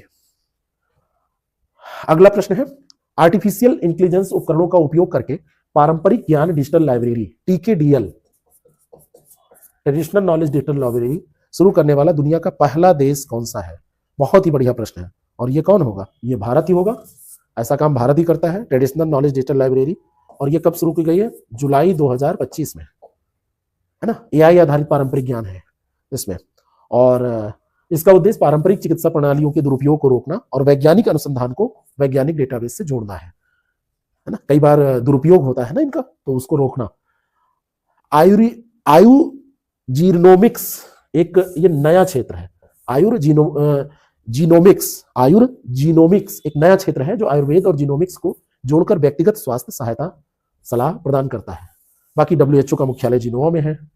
इसकी स्थापना कब हुई थी? अभी आपको हमने बताया था कि 7 अप्रैल को इसकी स्थापना हुई थी। किस सन में हुई थी? ये जरा आप हमको कमेंट करके बताइए, आपको याद है कि नहीं। भारत के इन प्रयासों को WHO ने सराहा था। उन्होंने कहा वैश्विक स्वास्थ्य सेवा नवाचार के लिए एक बहुत बड़ा काम आप कर रहे हैं। 16वीं शेर जनसंख्या अनुमान रिपोर्ट 2025 के अनुसार भारत में शेरों की कुल संख्या कितनी है? शेरों की कुल संख्या कितनी है? तो जो 16वीं जनगणना हुई है इसमें शेरों की संख्या बताया जा रहा है कि 891 हो गई है। ये 674 थी और 674 से बढ़कर 891 हुई। सी ऑप्शन इसका बिल्कुल करेक्ट हो जाएगा। और ये सीधे जो बढ़ोतरी हुई है वो 32% बढ़ोतरी हुई है। मोस्ट इंपॉर्टेंट है, 632% बढ़कर 891 हो गई है। गुजरात के अमरेली जिले में शेरों की सर्वाधिक संख्या है। कहां पर? गुजरात में पड़ता है अमरेली जिला। गिर राष्ट्रीय उद्यान एशियाई शेरों का दुनिया में एकमात्र प्राकृतिक निवास स्थल है और भारत में वन्यजीव संरक्षण अधिनियम 1972 में लागू किया गया था। केंद्रीय पर्यावरण मंत्री है भूपेंद्र यादव, ठीक है, ये ध्यान रखिएगा। तो अमरेली ध्यान रखिएगा, मोस्ट इंपॉर्टेंट है ना। और एक चीज यहां पर आपसे और पूछा जा सकता है कि गिरावट कहां कहां दर्ज की गई है। तो एक गिरनार है, गिरनार वन्यजीव अभयारण्य है, यहाँ पे -4% हो गई है संख्या, यानी कि 4% की गिरावट। और भावनगर में -12%, भावनगर में -12% यानी 12% की ये गिरावट दर्ज की गई है, अगर ऐसा स्टेटमेंट आपको दे दिया जाए। वन्यजीव संरक्षण अधिनियम 1972 में लागू हुआ था। सिंगापुर के साथ हुए समझौतों के अनुसार भारत के किस शहर में राष्ट्रीय कौशल उत्कृष्टता केंद्र स्थापित किया जाएगा? सिंगापुर के प्रधानमंत्री लॉरेंस बोंग अपने शिष्टमंडल के साथ 3 से 5 सितंबर तक भारत की यात्रा पर रहे थे। हैदराबाद हाउस में द्विपक्षीय वार्ता यहां पर हुई थी। तो कहां पर ये मतलब जो समझौते हुए हैं उनमें राष्ट्रीय कौशल उत्कृष्टता केंद्र कहां पर स्थापित किया जाएगा? तो इसका सही आंसर हो जाएगा आपका चेन्नई। कहां पर? चेन्नई में राष्ट्रीय उत्कृष्टता केंद्र स्थापित करने का निर्णय लिया गया है, ठीक है। यह केंद्र कहां पर स्थापित होगा? मोस्ट इंपॉर्टेंट है, राष्ट्रीय कौशल उत्कृष्टता केंद्र, नेशनल एक्सीलेंस सेंटर। तो ये कहां पर होगा? चेन्नई में। काफी इंपॉर्टेंट ये प्रश्न है। और दोनों देशों ने हरित और डिजिटल शिपिंग कॉरिडोर GDSC के लिए भी समझौता किया है। सिंगापुर दक्षिण पूर्व एशिया क्षेत्र में भारत का सबसे बड़ा वाणिज्यिक पार्टनर है और मलक्का जलडमरू मध्य हिंद महासागर को दक्षिण चीन सागर से जोड़ता है। हिंद महासागर को साउथ चाइना सी है उससे जोड़ने का काम करता है मलक्का जलडमरू मध्य, ठीक है। तो ये बहुत ही इंपॉर्टेंट है। और जो सिंगापुर के प्रधानमंत्री थे वो प्रधानमंत्री मोदी के साथ जब बैठ के बात कर रहे थे तो बात हुई थी कि 60वां वर्षगांठ हम लोग मना रहे हैं अपने संबंधों की, 60वीं वर्षगांठ है। तो उसी समय ये सारी चीजें पेपर में आपने पढ़ी होंगी, अगर नहीं पढ़ी हैं तो आज पढ़ के तैयार कर लीजिए। इस तरीके से हमारा पूरा नेशनल यानी कि राष्ट्रीय जो परिदृश्य था वो पूरा हुआ। अगले सेगमेंट में हम अंतर्राष्ट्रीय और ऐसे आगे बढ़ेंगे। Thank you so much. ये एपिसोड थोड़ा सा बड़ा इसलिए रहा है क्योंकि इसमें 2 गुना प्रश्नों को देखा गया है।